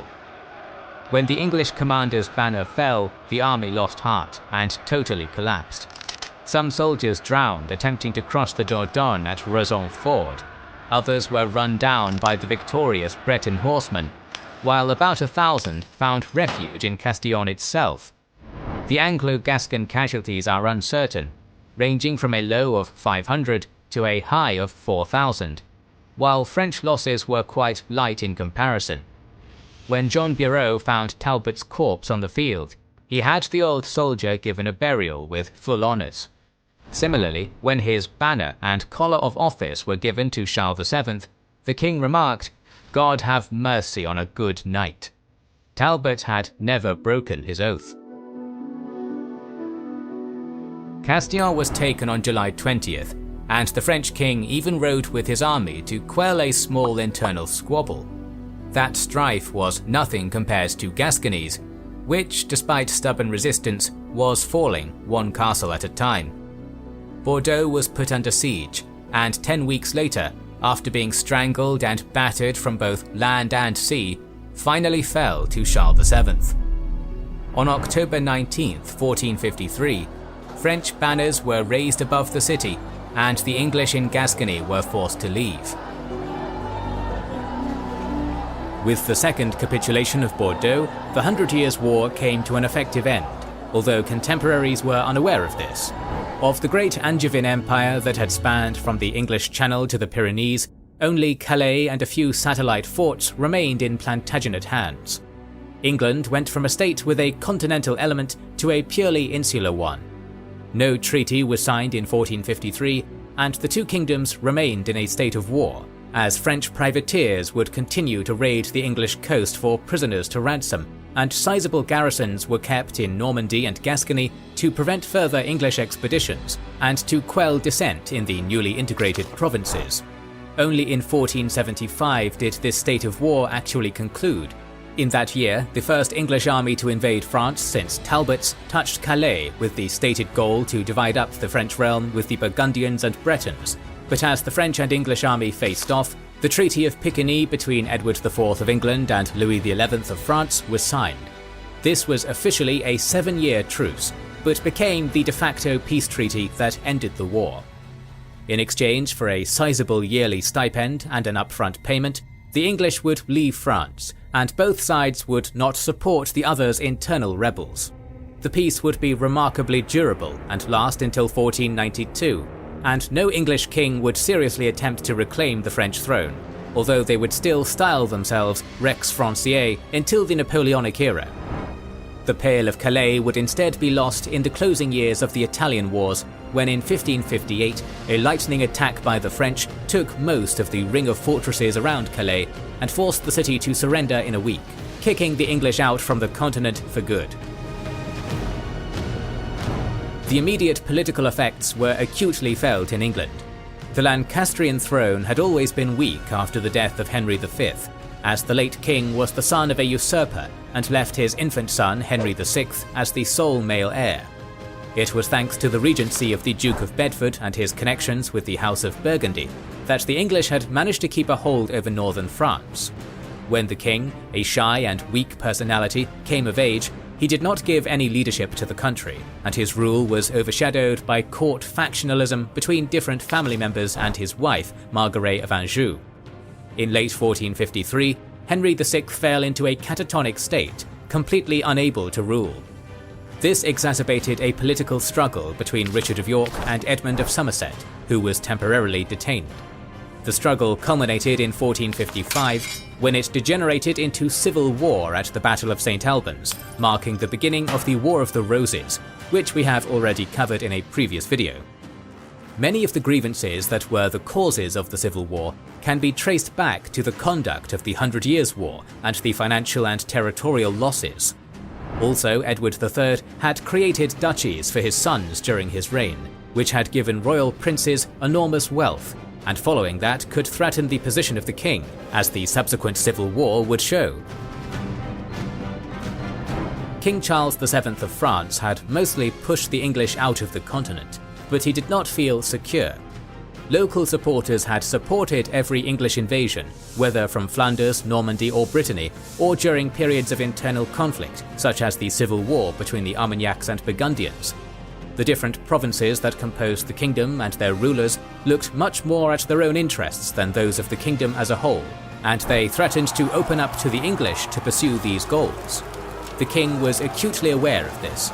A Gascon noble was executed in 1454 after plotting to capture Bayonne in the name of the English, while the lands of the Dukes of Alençon and Armagnac were confiscated in the following years as they were conspiring with the English or were likely to do so.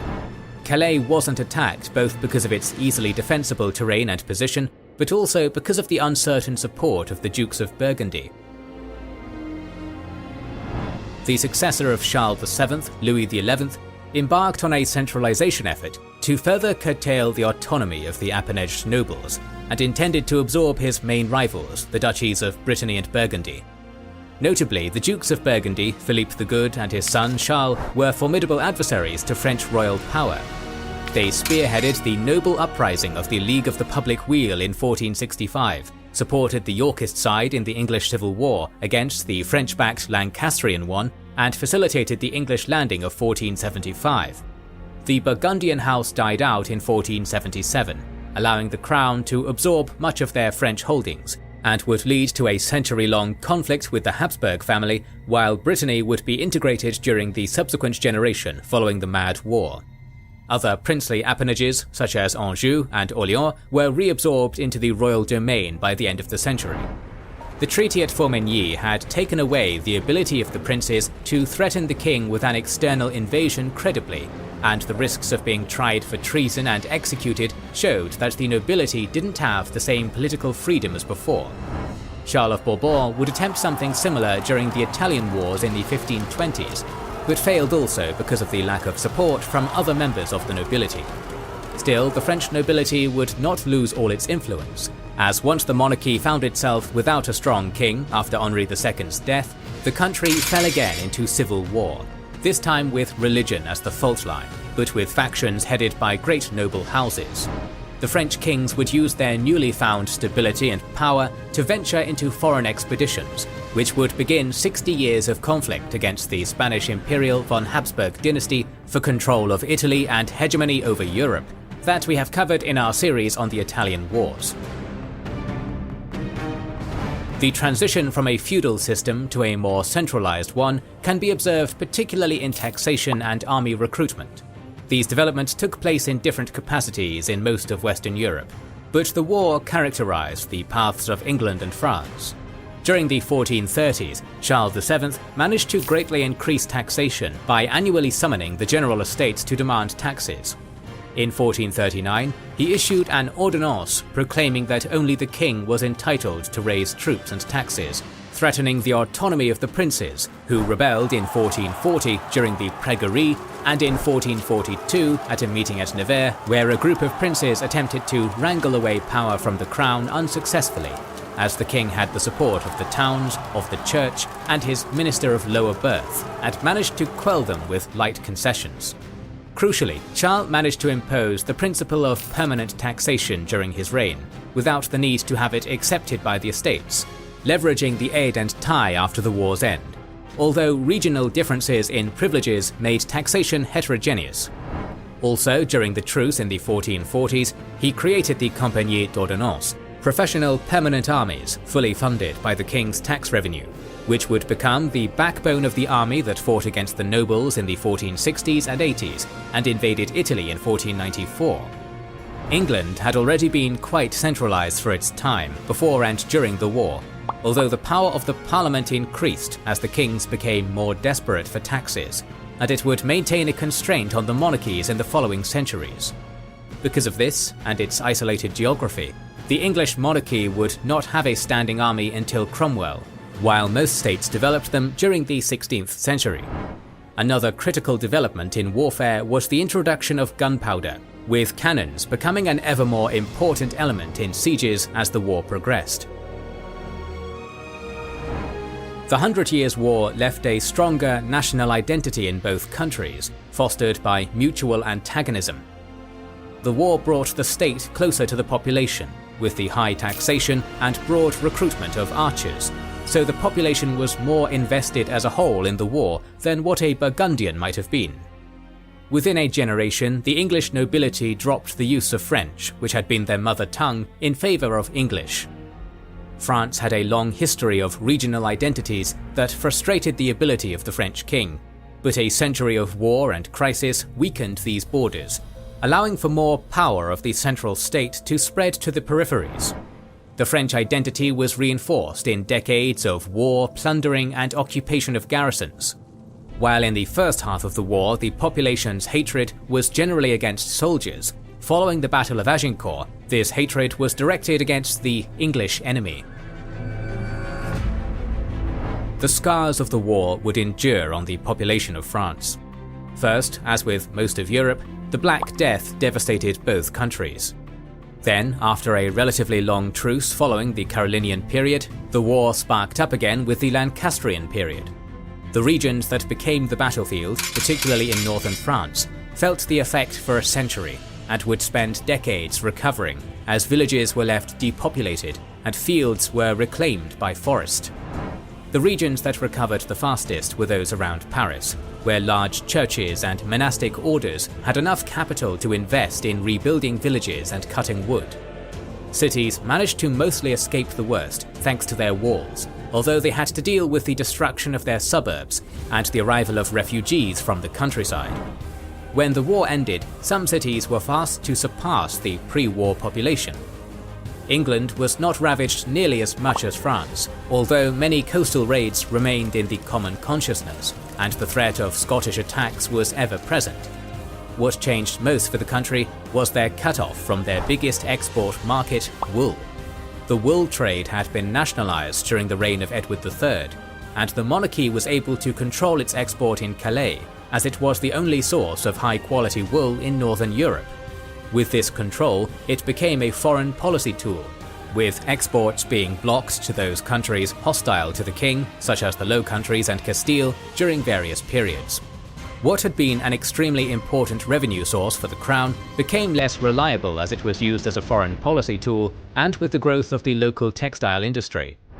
The loss of Gascony, which for centuries had been part of the English crown, had been damaging in particular for individuals who had invested in land or had been assigned titles, and the trade of Gascon wine halted following 1453, but it would resume a few decades later. The 100 Years' War was the longest series of medieval conflicts, and probably the period's most famous war, with surprising reversals, fascinating figures, grandiose battles, and effects that were felt in all of Western Europe. It shaped the trajectory that both France and England would take. France came out stronger, with a more centralized state, and would be one of the most important actors in European politics in the following centuries, while England was relegated to its island and weakened its connection to the continent. Thanks again to War Thunder for sponsoring this video. Enter PvP for all skill levels in this massive vehicle combat game on PC or consoles, and make sure to grab our large free bonus pack with premium features. Get it all via our link down in the description. These long videos are very difficult to make, so please like, share, comment and subscribe. More long videos on many interesting topics are on the way, so make sure you are subscribed and have pressed the bell button to see them. Recently, we have started releasing weekly Patreon and YouTube member exclusive content.